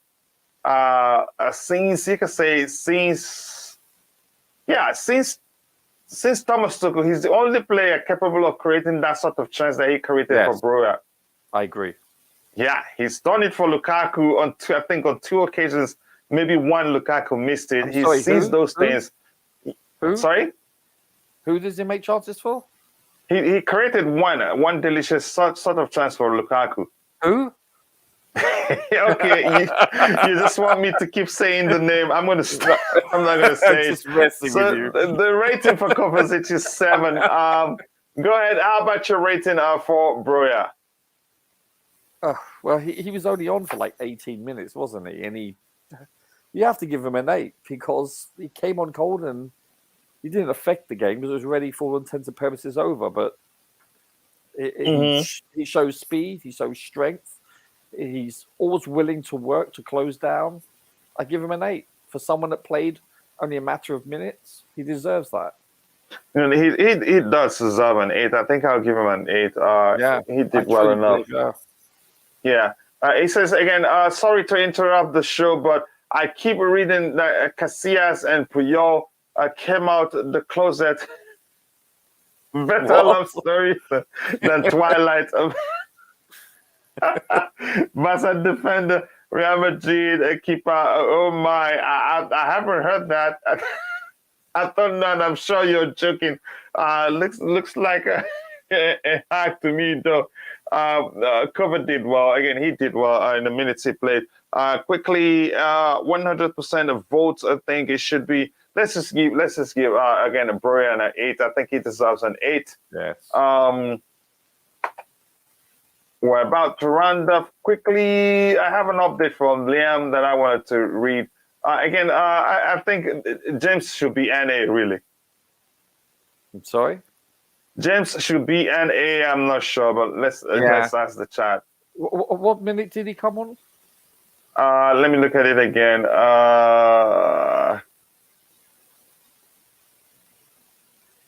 Where's James? Reece James, 72nd minute. So he shouldn't be NA again, but he didn't do much. Again, that you would notice that we should try.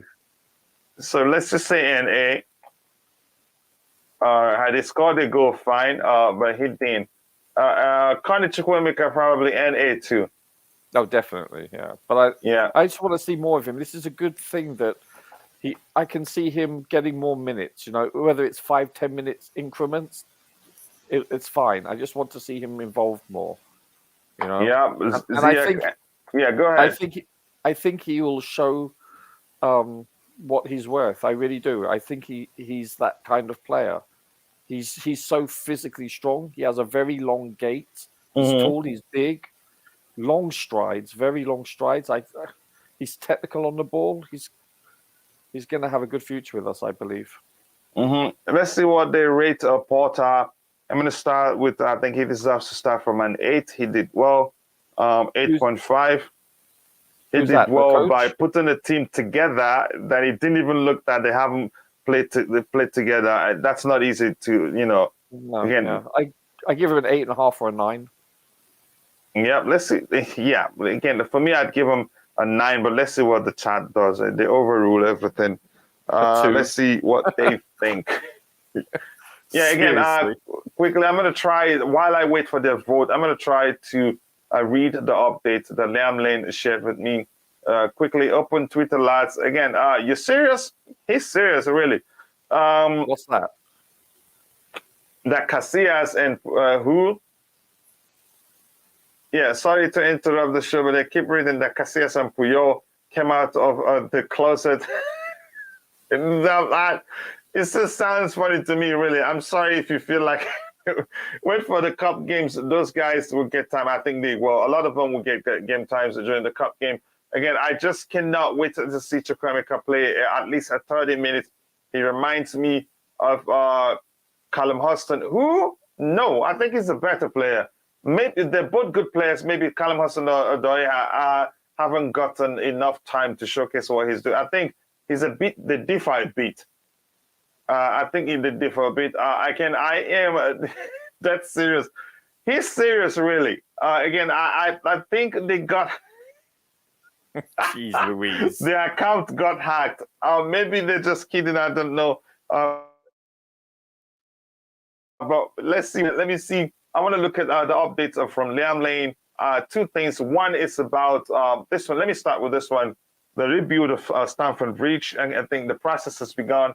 This is something I think this talks about of Chelsea, again, looking to buy, again, somewhere close to Stamford Bridge for sale around $50 million or 50 million pounds.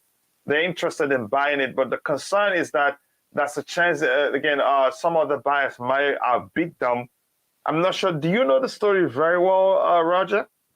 No, but I believe from the last time I heard about rebuilding Stamford Bridge, that they would have to dig lower than actually drill down because of the lack of space. That because if you look at what's surrounding the bridge, you've got a railway line, a bridge, etc.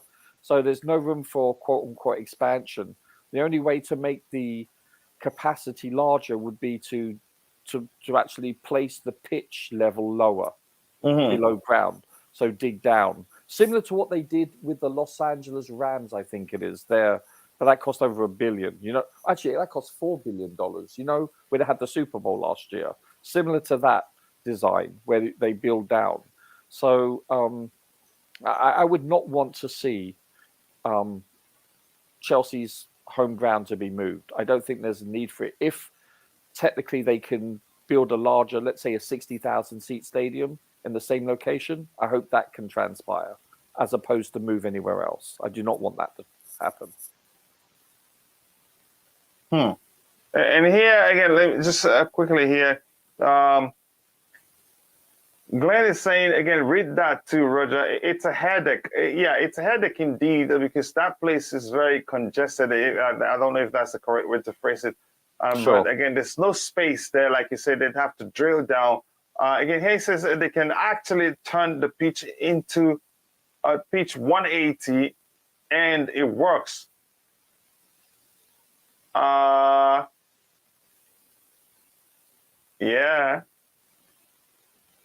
Yeah.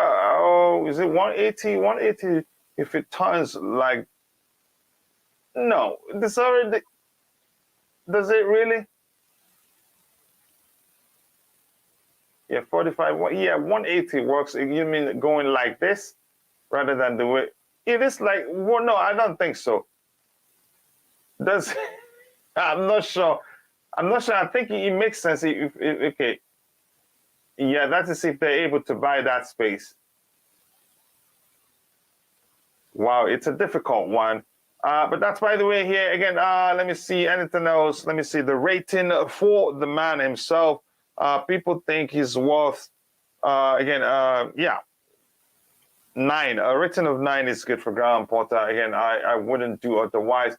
And the other update for Liam Lane is this one here. It's the same thing. Which one? Come on.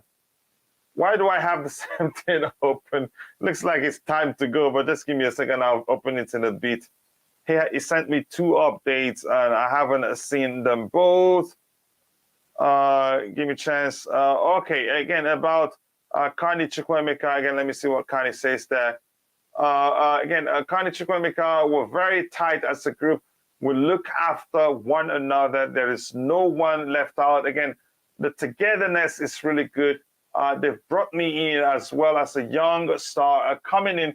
So I am grateful for the players for helping me. And I think he will get his opportunity. And with that, I think we've come to the natural end of the show.